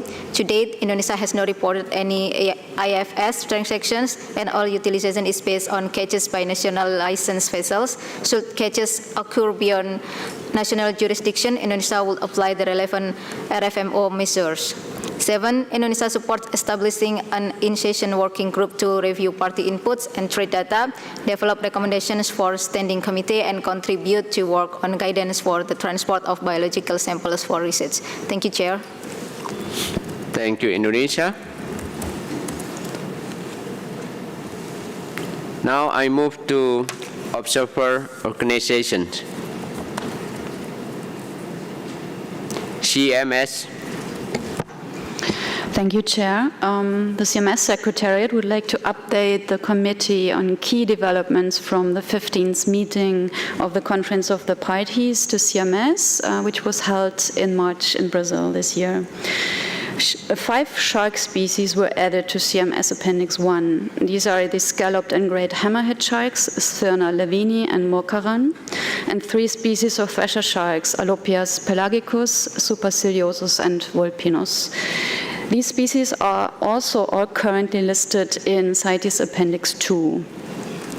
The CMS listings came into force last month on the 27th of June. Under CMS Article 3.5, CMS party range states must prohibit the taking of these species, with limited exceptions only. In addition, the revised CMS Resolution 1222, Ref COP 15 on bycatch and other fisheries-induced mortality, urges parties to ensure that any specimens of Appendix 1 listed species that are caught are recorded, handled safely and humanely, and released immediately if alive, and that no specimens are retained on board, transshipped, landed, or used as bait, unless in accordance with the Convention and consistent with national legislation. In addition, parties further adopted a single-species action plan for the Northeast Atlantic and Mediterranean subpopulation of the taupe shark, providing a framework for regional and global cooperation to address population declines. If an in-session working group was established under this agenda item, the CMS Secretariat would be happy to contribute to the discussions. Thank you, Chair. Thank you, CMS.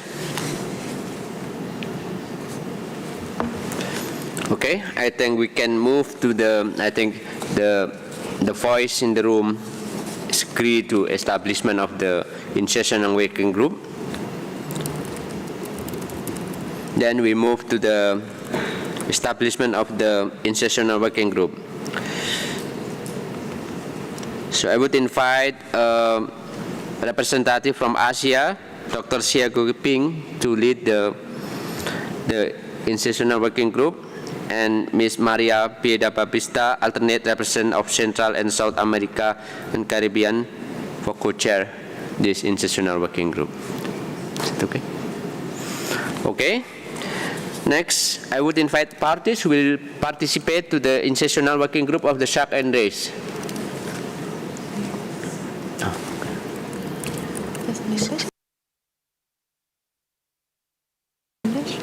I'm sorry, I repeat again. I would invite members first to who will join to the in-sessional working group. Asia, Oceania, Africa,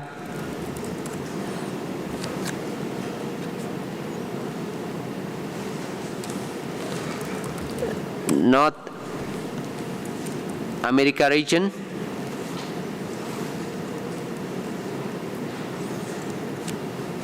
okay, I move to the parties who will join to the in-sessional working group of shark and rays.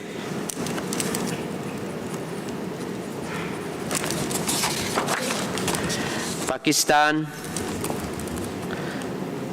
China, Canada, Ireland, Mexico, Australia, South Africa,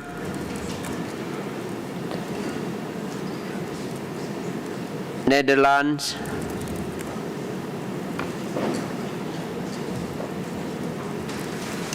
did I mention Australia? Germany, Panama, Indonesia, France, Japan, Costa Rica, USA, Portugal,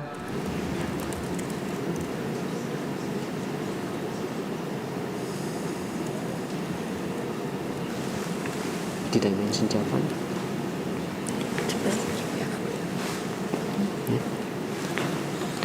Oman, Peru, Argentina, Brazil, Dominican Republic, UK, Belgium, Spain, Namibia, AU, and Chile.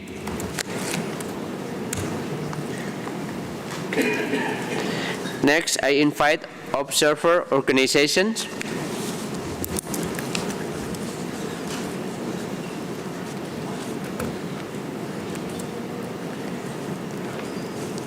FAO, IUCN,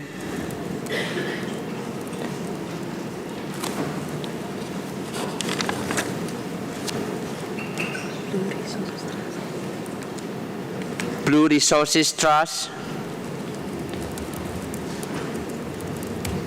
WCS,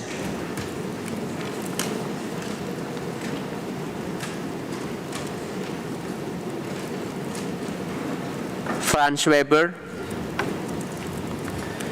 Shark Trust, ZSL,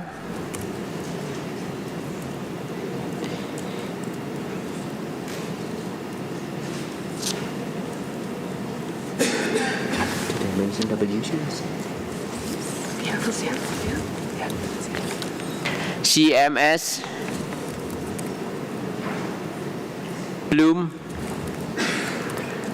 IFAW, WWF, UNEP WCMC, Traffic, Shark Advocates,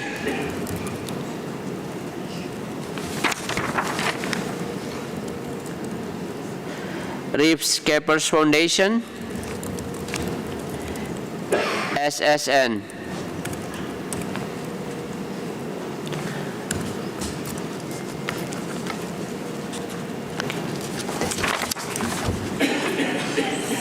GGT, French paper, I think I already mentioned it. Okay.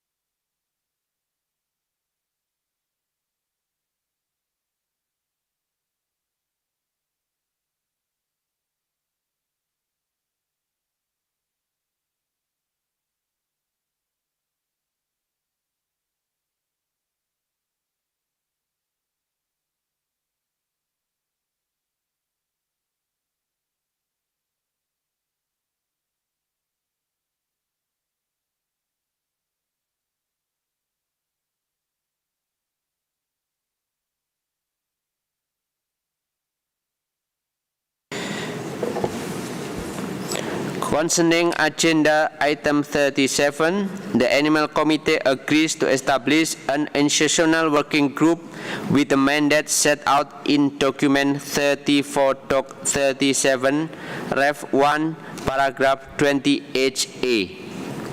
So the institutional working group will be tomorrow morning at 9 in room 4.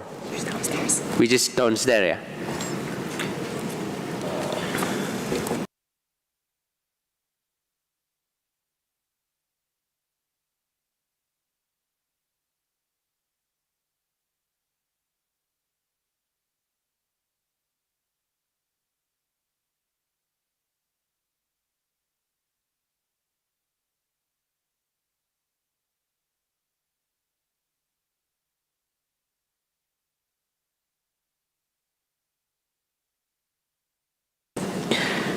Now we move to next agenda item 16, tortoise and freshwater turtle Testudines SPP from Madagascar.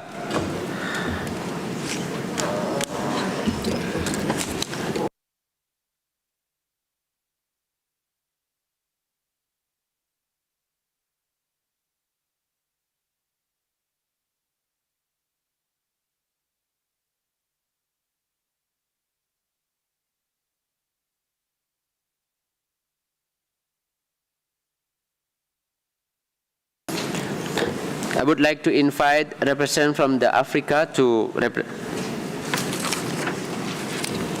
give the report from the Madagascar, information from the Madagascar. Please.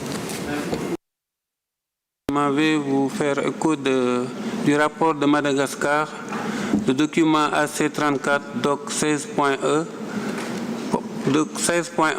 Monsieur le Président, Mesdames et Messieurs les membres du comité, Madagascar tient tout d'abord à remercier le secrétariat de la CITES ainsi que les membres du comité pour les animaux pour leur appui constant dans la mise en œuvre des décisions de la conférence des parties relatives à la conservation des tortues terrestres et des tortues d'eau douce de Madagascar.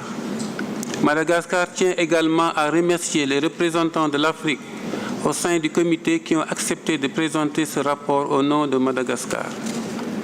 Le document AC34 DOC 16.E présente le rapport soumis par Madagascar en réponse à la décision 20.87 qui demande au pays de rendre compte des progrès réalisés dans la mise en œuvre du plan d'action mondial pour la conservation des tortues terrestres et des tortues d'eau douce emblématiques de Madagascar, ainsi que de l'élaboration de stratégies de conservation propres aux espèces les plus menacées.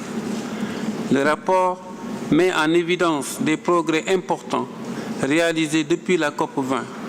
Tout d'abord, Madagascar a mené une vaste évaluation de terrain sur les 2 espèces du sud du pays, Astrochelys radiata et Pyxis arachnoides.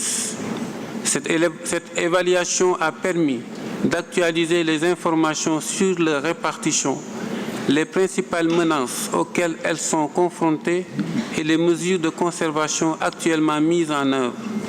Elle constitue la base scientifique de la nouvelle stratégie nationale de conservation pour ces 2 espèces. Le rapport souligne également les résultats obtenus grâce au renforcement de la coordination entre les autorités nationales, les partenaires de conservation et les communautés locales. Des plateformes régionales, des réseaux de volontaires communautaires, des activités de sensibilisation et des actions de lutte contre le trafic illicite sont déjà en place. Par ailleurs, les tortues confisquées ont été réintroduites dans leur habitat naturel, conformément aux lignes directrices internationales. Le document reconnaît toutefois que d'importants défis subsistent. Il met notamment en évidence le manque de ressources humaines et financières, les difficultés de coordination entre les services chargés de l'application de la loi, la dégradation continue des habitats, le braconnage et le trafic illicite, ainsi que les besoins persistants en matière de renforcement des capacités. S'agissant de la voie à suivre, Madagascar finalise actuellement une stratégie nationale de conservation pour Astrochelys radiata et Pyxis arachnoides, couvrant la période 2026-2035. Cette stratégie repose sur 6 piliers stratégiques, notamment la protection des habitats, la recherche et le suivi des populations, la lutte contre les menaces et le trafic, la sensibilisation, le renforcement de la gouvernance, ainsi que le développement d'activités économiques durables pour les communautés locales.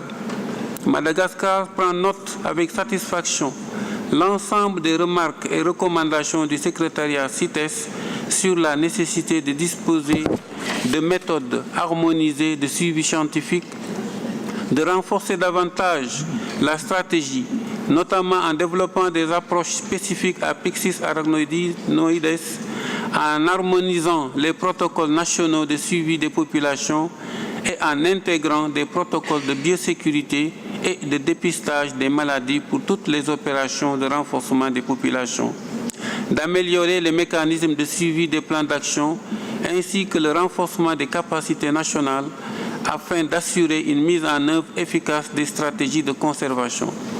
Une fois cette stratégie validée, Madagascar prévoit d'élaborer des stratégies similaires pour Pyxis, Planu, Koda, Astrochelys. Les recommandations formulées par le secrétariat CITES concernant ces deux espèces seront examinées avec l'ensemble des partenaires concernés afin d'améliorer progressivement les plans d'action existants. Enfin, le rapport souligne que pour le projet JEF 7PA6WT, qui finance une partie de ces travaux, un financement important supplémentaire demeure nécessaire pour assurer leur mise en œuvre. Le coût total des activités prévues est estimé à $60 000 US, dont $19 500 sont déjà disponibles. Il reste donc $40 500 US à mobiliser afin de finaliser les stratégies de conservation, organiser les ateliers de validation et poursuivre les travaux pour les autres espèces prioritaires. Monsieur le Président, nous encourageons les parties et les partenaires à apporter le soutien technique et financier nécessaire à la poursuite de ces travaux qui sont essentiels à la conservation des tortues terrestres et d'eau douce endémiques de Madagascar. Merci beaucoup, Monsieur le Président.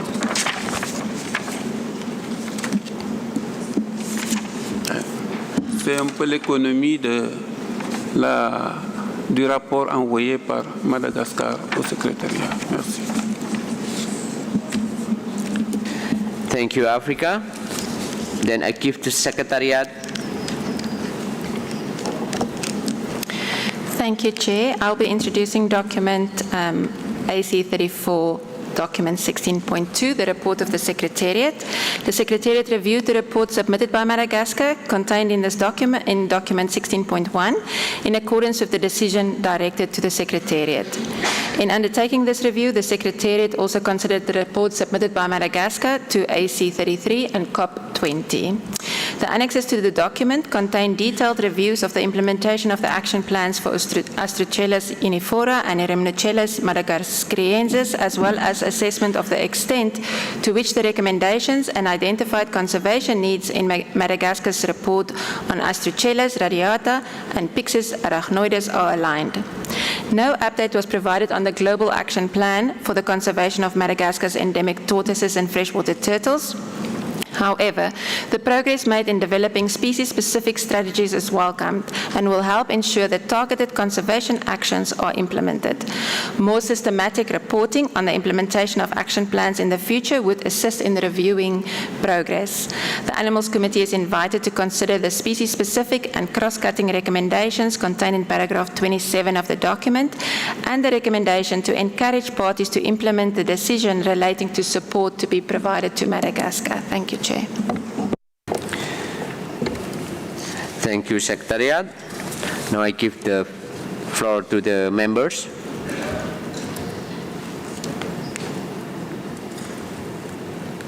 Oh, nomenclator, please. Thank you, Chair. I would like to thank Madagascar for the extensive report on actions taken towards implementing the Global Action Plan for its endemic tortoise and freshwater turtle species, and I thank the Secretariat for the detailed analysis of the reported activities in the context of the Action Plan. I do believe to say it is fair that Madagascar's report is not as comprehensive as we would like it to be. For example, little information is provided on the catastrophic circumstances that brought the Anganook, or plowshare tortoise, to the brink of extinction in the wild, and which harmed its in-country captive assurance colony.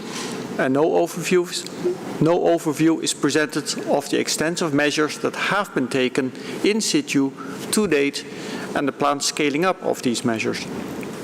I therefore encourage Madagascar to continue working towards a more comprehensive report on the biological aspects of tortoise conservation and recovery, alongside Madagascar's work on reporting its management and enforcement measures to the 81st Standing Committee later this year.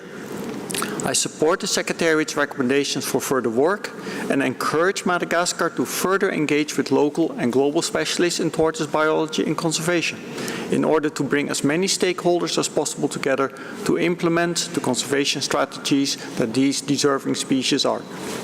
Thank you. Thank you, Nomenclator. European. Thank you, Chair. We would like to note the report by the Secretariat in Madagascar and thank them for the extensive information and analysis provided. We commend Madagascar for their effort and progress made so far on the implementation of the COP20 decisions concerning endemic tortoises and freshwater turtles to Madagascar.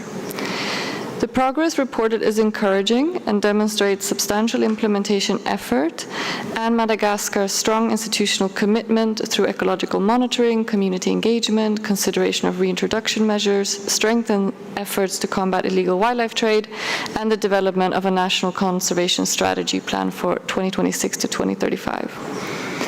While the report presents valuable information, it is primarily focusing on activities, providing a comprehensive overview of activities and coordination undertaken, rather than on outcomes. It offers relatively limited quantitative information to assess the actual status of the population or the effectiveness of the measures implemented.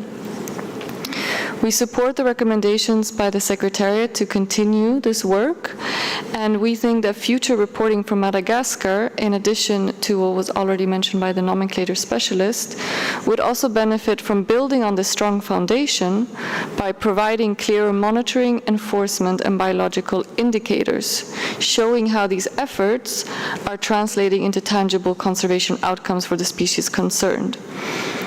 We therefore suggest developing measurable targets for the 6 pillars that have been identified, as this would facilitate collection of what evidence is available to demonstrate the effectiveness of the actions that are planned.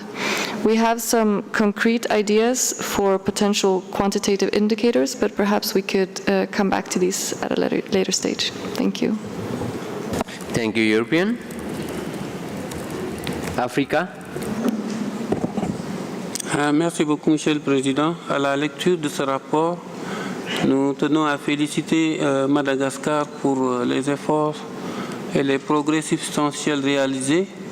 Cependant, des efforts supplémentaires sont nécessaires, notamment la finalisation des stratégies nationales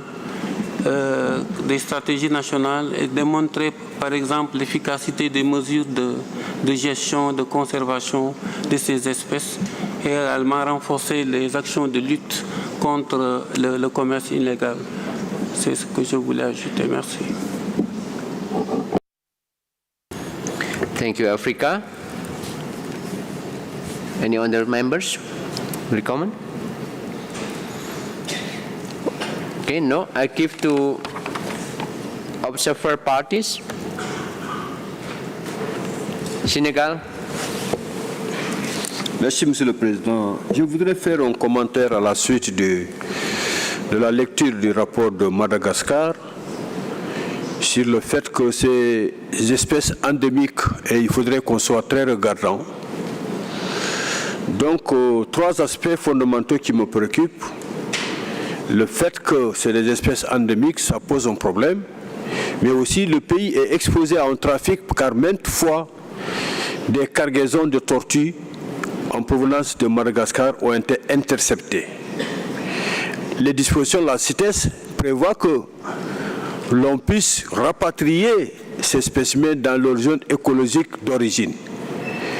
Mais nous savons tous qu'en écologie, quand la résilience écologique est coupée ou perturbée, avant de penser à retourner ces spécimens dans cette zone, il va falloir prendre des dispositions.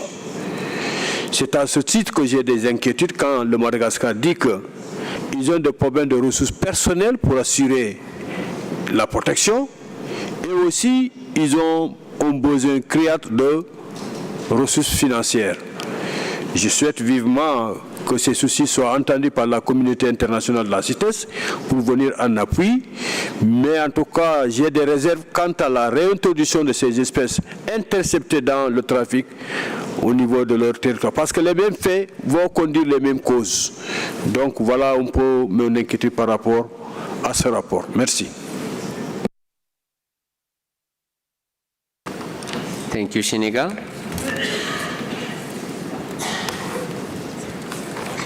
Any other parties will take floor?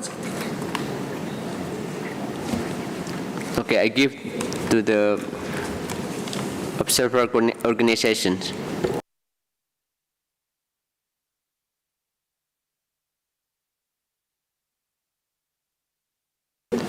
Chairman, Herpetology. Thank you, Mr. Chair. On behalf of German Society of Herpetology, I would like to express our support by our expertise to Madagascar on the way forward on the protection of these wonderful animals. Thank you very much. Thank you.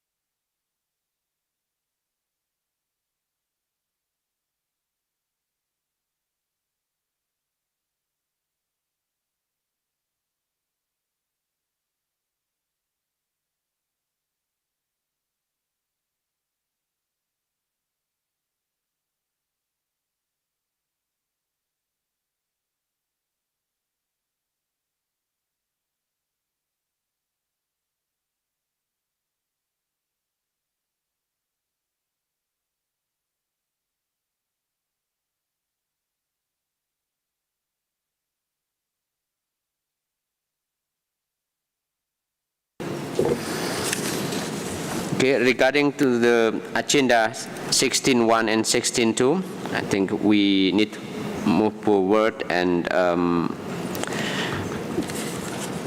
concern to make a small drafting group that can be adopted some views from European as well as the nomenclature. So I would like to with views from the members whether it's agree if we will make a small drafting group for this matter. No objection among the members? Okay, clear. Then I would like to invite okay, so concerning agenda 16.1 and 16.2, the Animal Committee agreed to establish an in-session drafting group with the mandate to refine the recommendation to Madagascar contained in paragraph 27, taking into consideration the report in the document 34.16.1 and interventions made during the plenary discussion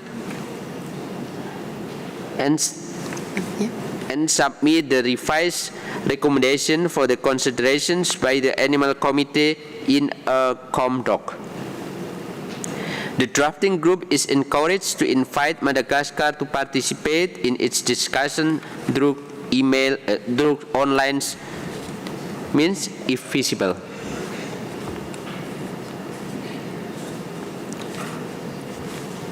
Okay.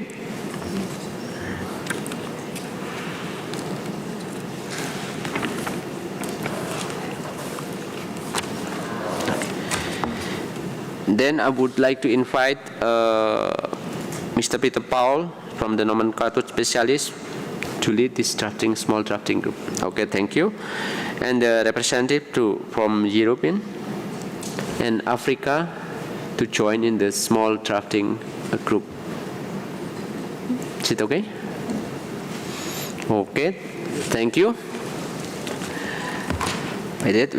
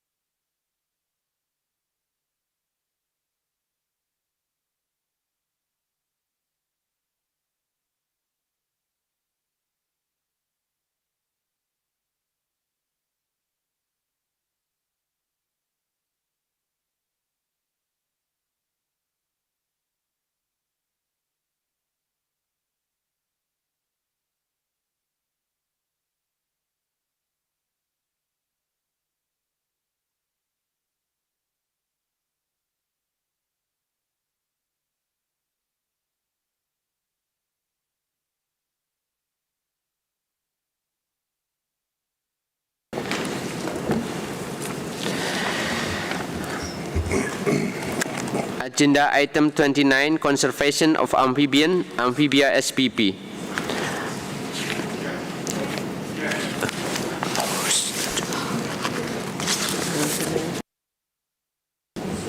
I wanted to ask if I could join that drafting group in my capacity as an expert on Madagascar tortoises. Thank you. Thank you, North American regions. You will include. Okay, I'll continue. The agenda 29, conservation of amphibian SPP, decision 20.162 and 12.163.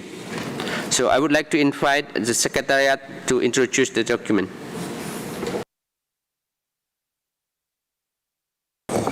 Thank you, Chair. Document AC34.29 was prepared by the Secretariat, and it reports on progress in the implementation of decisions 20.162 and 20.163 on conservation of amphibians.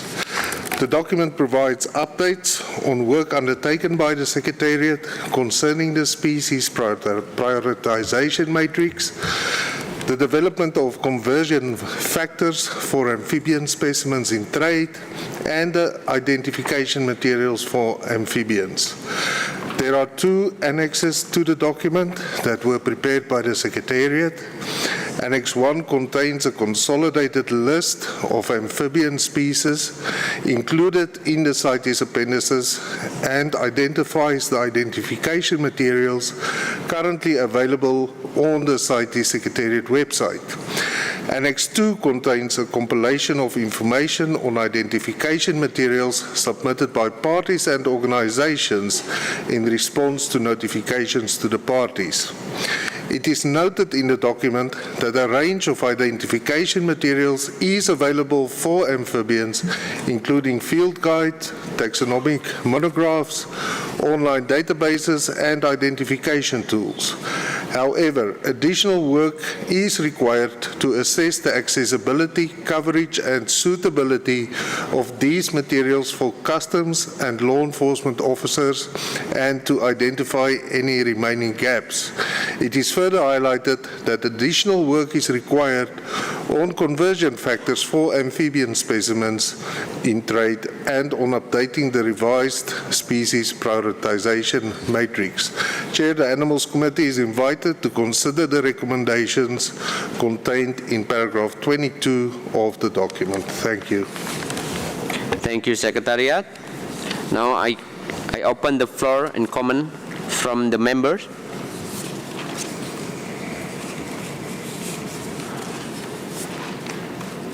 European. Thank you, Chair. We would like to thank the Secretariat for the preparation of the document and for the work undertaken in advance or to advance the implementation of the decisions. We also thank those parties that responded to the notification and shared information on identification materials. We support the recommendations in paragraph 22 and the establishment of the intersessional working group on amphibians. With regard to paragraph 22a(i), subparagraph B, we would like to suggest that when assessing the need for additional identification materials, the working group takes into account not only the CITES listed taxa, but also where these taxa are actually present in international trade and whether they are difficult to distinguish from non-CITES listed species. This may help to prioritize the development of new materials where they are most needed. An example would be the family Centrolenidae, the glass frogs, where distinguishing listed from non-listed taxa may actually present particular challenges. We would also like to encourage those parties that have already submitted identification materials to actively participate in the working group and, where appropriate, present their materials and share their views on for which taxa they consider these materials to be accessible and suitable for the use by customs and law enforcement officers. We believe this would greatly facilitate the work of the working group. And regarding paragraph 22a(ii) on the review of the table of conversion parameters, we would suggest focusing this work on species that are reported only under trade terms than live specimens, under other trade term than live specimens, for example, as frog legs or other processed products. For species that are reported exclusively as live specimens, we do not see a practical need for developing conversion factors. Such prioritization could help use available resources more efficiently. Finally, we strongly support the recommendation in paragraph 22b requesting the Secretariat to issue a notification inviting parties, amphibian experts, and other relevant stakeholders to contribute to the work of the intersessional working group.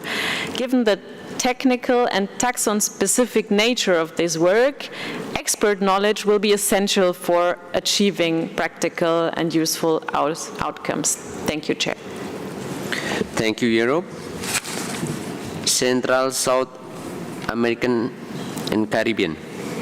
Gracias, señor presidente. Agradecemos a la Secretaría por la preparación del documento AC34-DOC29 y por los avances logrados en la aplicación de las decisiones 20.161 a 20.163 sobre la conservación de anfibios. En la COP19 en la ciudad de Panamá, en 2022, la Conferencia de las Partes adoptó las decisiones 19.197 a 19.199 sobre conservación de anfibios. En ella se proponía a la Secretaría impartir uno o más talleres para las autoridades administrativas CITES sobre las especies de anfibio objeto de comercio internacional para evaluar distintos parámetros relacionados con el comercio internacional y la conservación.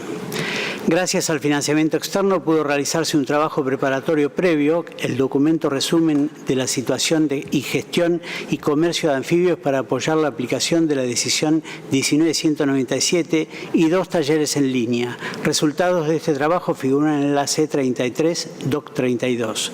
De acuerdo al mandato de la decisión 20.161, la Secretaría elaboró la matriz de orden de prioridad de especies revisada.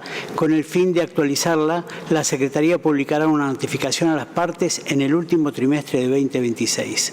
Acogemos con satisfacción el desarrollo de la matriz de priorización de especies, que constituirá una herramienta importante para identificar taxones prioritarios y respaldar futuras acciones de conservación y manejo. Asimismo, valoramos los esfuerzos de la Secretaría para recopilar materiales de identificación y reconocemos las valiosas, aunque escasas, contribuciones presentadas por las partes y las organizaciones. Al mismo tiempo, el documento demuestra claramente que aún existen importantes vacíos. Actualmente, los materiales de identificación solo están disponibles para un número limitado de especies de anfibios incluidas en los apéndices de las CITES y será necesario realizar un trabajo adicional para evaluar su sustentabilidad, accesibilidad y su utilidad para las autoridades encargadas de la observancia y para identificar las áreas prioritarias en las que deberían desarrollarse nuevos materiales de identificación. También apoyamos la propuesta de la Secretaría de elaborar factores de conversión para anfibios cuyo objeto de comercio, ya que esto constituirá a mejorar la interpretación de los datos comerciales y fortalecerá el monitoreo del comercio y la formulación de dictámenes de extracción no perjudicial. Por estas razones, apoyamos el establecimiento de un grupo de trabajo entre reuniones, tal como se propone en el documento. Este grupo constituirá un mecanismo adecuado para examinar los materiales de identificación, evaluar los factores de conversión y avanzar en la implementación de las decisiones en colaboración con las partes, los expertos y demás partes interesadas. Por último, alentamos a todas las partes que cuenten con experiencia y capacidad técnica a participar activamente de este grupo de trabajo entre reuniones, reconociendo que una implementación efectiva dependerá de una amplia colaboración internacional. Muchas gracias. Thank you, Central South American and Caribbean. No, nomenclature specialist. Thank you, Chair. I would just like to add a small clarification in paragraph 15 and Annex 1. It should be clarified that where the document notes that there are 58 CITES listed amphibian species, that should actually be understood as 58 listed taxa, including higher taxon listings that are counted as 1 each. But the actual number of amphibian species subject to CITES trade regulation is 384. And that indicates that the task ahead of us is even larger than we anticipate. Thank you. Thank you, nomenclators, for reminders. Any others, member?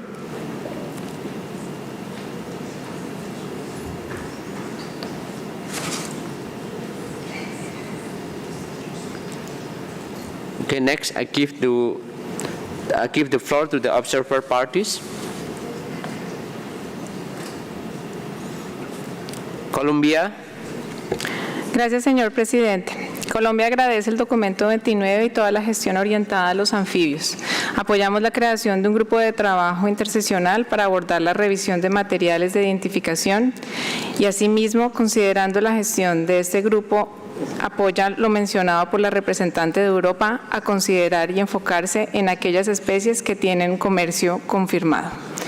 De igual manera, Colombia, en su avance en gestión, quiere llamar la atención sobre un documento informativo sometido a la Secretaría, un pendiente por numeración, en relación a este punto de Agenda 29, que gracias al trabajo de expertos nacionales y la articulación con el grupo de especialistas de la UICN y autoridades CITES, presenta el Programa Nacional para la Conservación de Anfibios y su respectivo Plan de Acción 2026-2036, que representa un avance importante en la gestión de estas especies a nivel nacional, al articular los esfuerzos de la academia, los institutos de investigación, las organizaciones no gubernamentales y las autoridades ambientales para establecer metas, líneas estratégicas y acciones concretas para los próximos 10 años.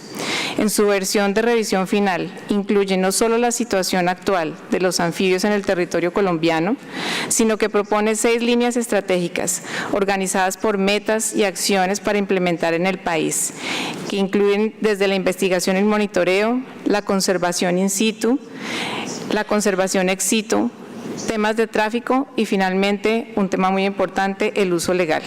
Importantes retos en la gestión, conservación y uso, incluyendo temas tan relevantes como la identificación. Gracias, señor presidente. Thank you, Colombia. Indonesia. Thank you, Chair. Indonesia welcomes the document and support the invitation to establish an intersessional working group on amphibians to review identification materials and trade parameters. Regarding this effort, Indonesia would like to inform the committee of our proactive national initiatives to ensure the sustainability and traceability of amphibian trade.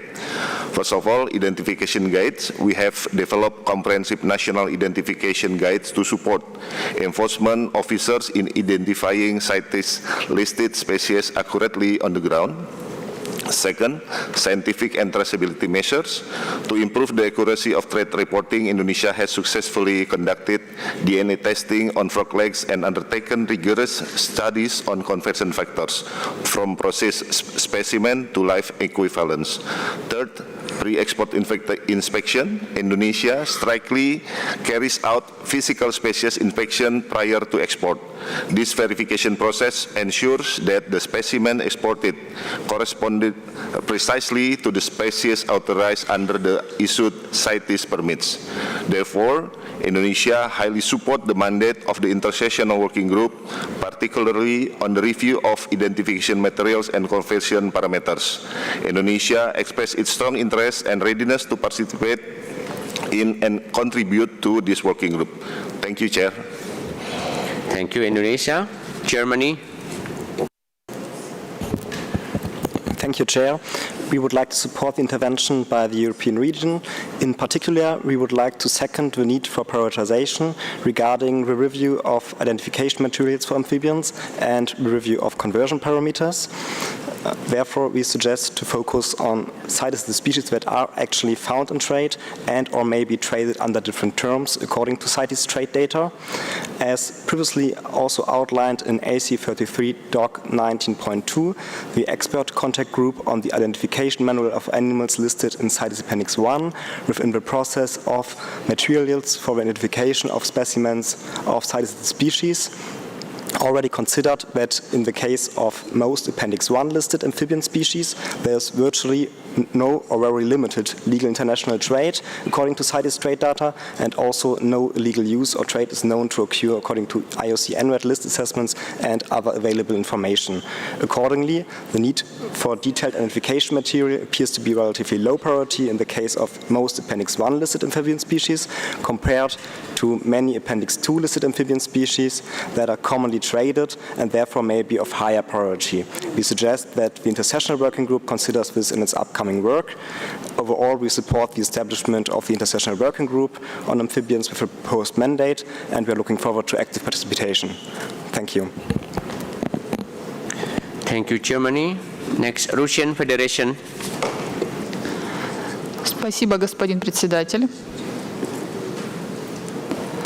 Прежде всего, позвольте поздравить вас с избранием.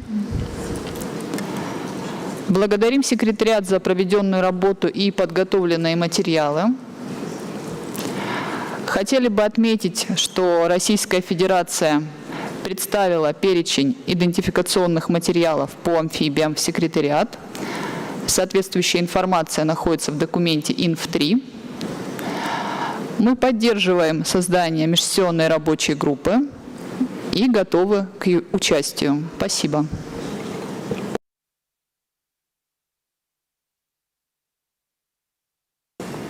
Thank you, Russian Federation. Next, Togo. Merci.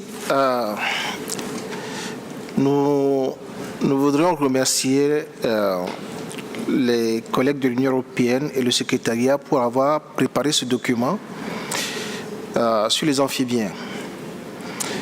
Ce que nous savons, c'est que au Togo et en Afrique, si je dois partager mes expériences, c'est qu'il y a de plus en plus d'espèces d'amphibiens qui sont exportés dans le commerce international. Et malheureusement, ces espèces ne sont pas encore figurées dans les annexes de la CITES. Je sais que dans le passé, il y a des espèces du genre Hyperolus, il y a des espèces du genre Conrawa même, qui sont des espèces endémiques dans la région, qui sont des espèces spécifiquement forestières et qui sont exportées, et d'autres espèces continuent d'être exportées dans le commerce, et ces espèces ne sont pas inscrites dans les annexes de la CITES. Je pense que c'est un document qui est très intéressant et nous nous félicitons de l'inscription de ce document pour cette session et nous soutenons cette initiative et nous espérons que nous pourrons, dans les années à venir, travailler avec le secrétariat pour inscrire ces espèces et avoir des contrôles sur le commerce des spécimens d'amphibiens à partir de notre région d'Afrique de l'Ouest. Je vous remercie. Thank you, Togo. So I see a strong support for the establishment of the intersessional working group. I give the floor to Peru for short intervention, please. Señor presidente, el Perú apoya justamente el establecimiento de este grupo de trabajo entre reuniones sobre anfibios y expresa su voluntad de integrarlo, dado el interés directo en la cobertura de materiales de identificación para especies de anfibios CITES. Gracias. Thank you, Peru. Then I give the floor to the observer organization. Because this is already strong support, I would like to invite one from the observer organization. Okay? That's good.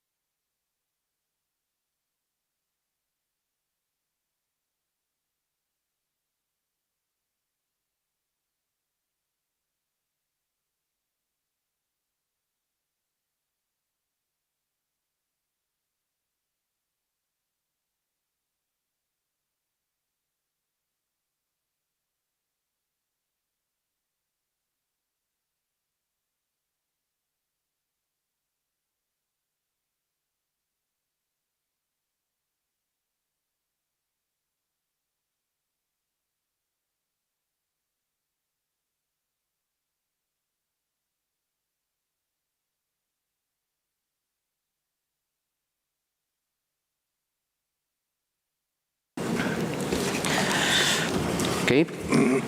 Concerning agenda item 29, I conclude that the Animal Committee agrees the recommendations in paragraph 2022, and I will ask Secretariat to read the text. Thank you, Chair. So just the text based on the amendments proposed by the Europe. So paragraph A will remain the same. Paragraph A, Roman I, will remain the same. Paragraph A, Roman I, capital A, remains the same. The next paragraph with capital B will then read, assess coverage of identification materials across CITES listed amphibian species in trade, as well as, and then the rest remains the same. So it's just the words in trade that gets added after species. Then Roman paragraph 2 II, review the table of conversion parameters to be produced by the Secretariat under paragraph B of decision 20.162 with a focus on parts and derivatives.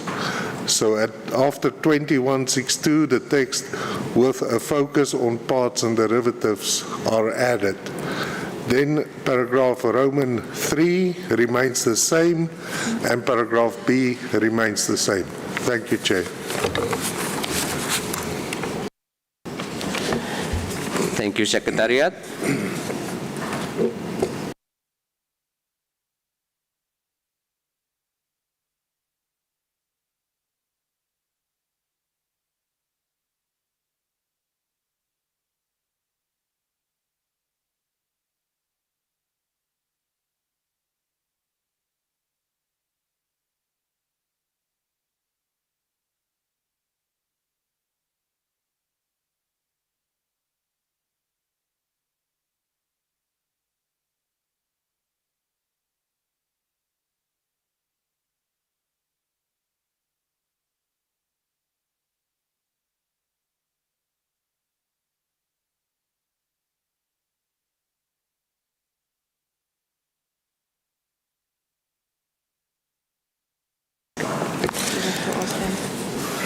Okay, we are going to establish the intersessional working group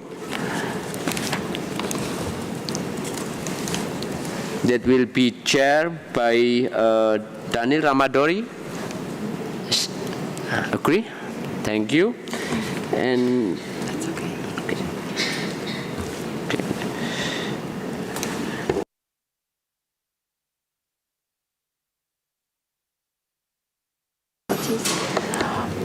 And I would like to invite the members who will join to the intersessional working group for the conservation of amphibians.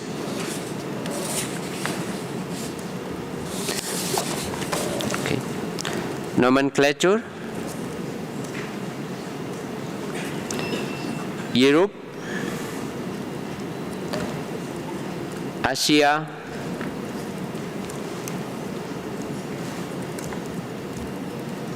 okay. Now to Central, South America, Caribbean. Oh, 2. Right.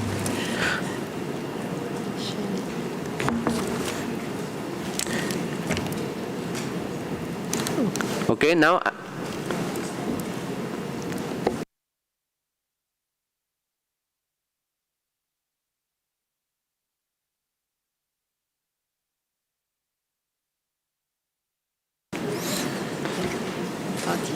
okay, I invite parties who will join to the intersessional working group of conservation amphibians.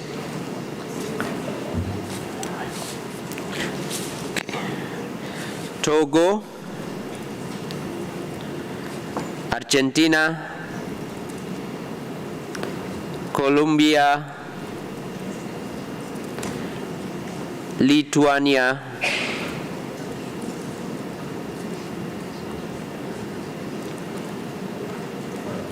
United States of America,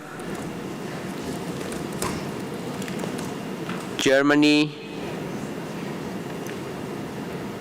China, Zimbabwe, Panama, Russian Federation, France, Canada, Belgium, Gambia,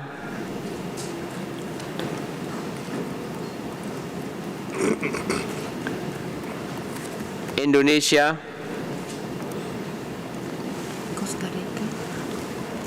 Costa Rica, Colombia, you can say yes. Colombia, I think I already include, yeah. Israel, Peru, okay. Now I invite observer organization. Oh, Tanzania. Okay, party still Tanzania. Observer organizations, IUCN, EASA, German Herpetology, WCS,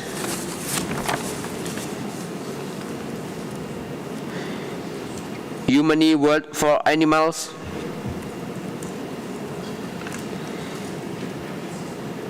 PNA Germany, US Reptile Keepers, UNODC,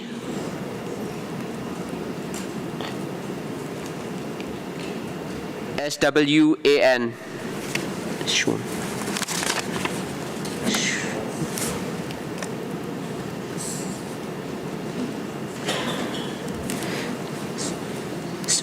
Society for Wildlife and Nature International.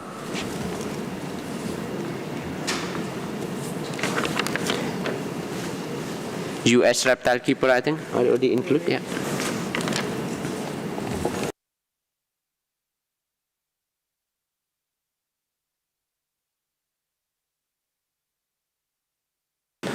Okay. By the establishment of the intersessional working group, I close this item agenda.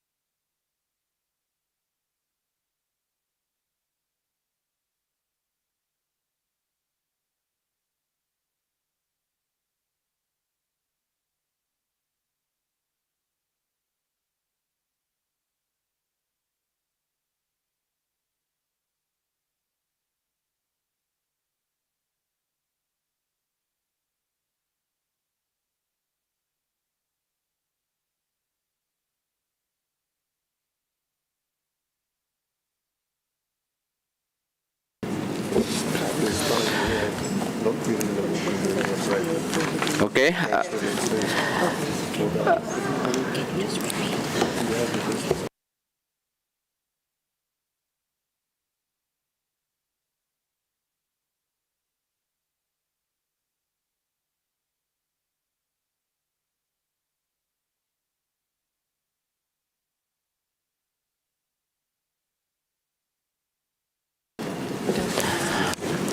Okay, we have very limited time, And we still have two agenda, Agenda 19 and Agenda 9.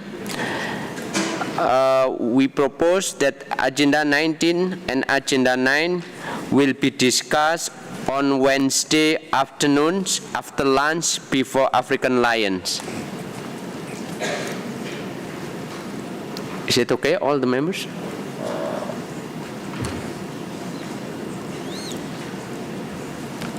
Yeah. Silent is agreement. So we move the agenda 19 to Wednesday afternoon.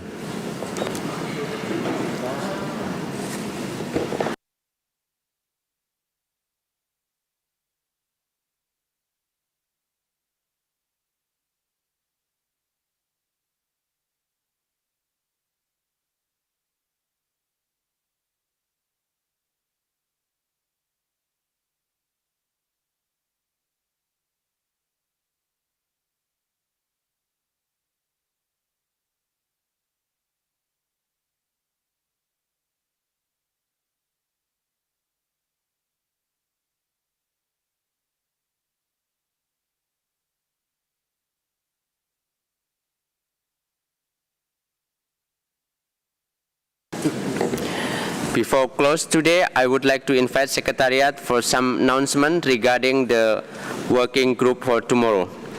Please, Secretariat. Thank you, Chair. Just a quick reminder, so tomorrow morning at 9 o'clock sharp, we will be starting with working groups. In the main meeting room, in this room, we will have captive breeding taking place from 9 to 12. And at the same time, the Sharks working group will meet in room 4, which is downstairs. Please remember it will start at 9. And then in the afternoon, we will have in this main plenary room, we will have the RST first session. So from 2 o'clock tomorrow, RST will be in this room. So please be on time tomorrow morning so that the working groups can finish their tasks during the morning session. Thank you. So 9 o'clock. Thank you. Thank you, Secretariat. By this announcement, I close this agenda today and wish you all get rest, prepare for tomorrow. Thank you very much.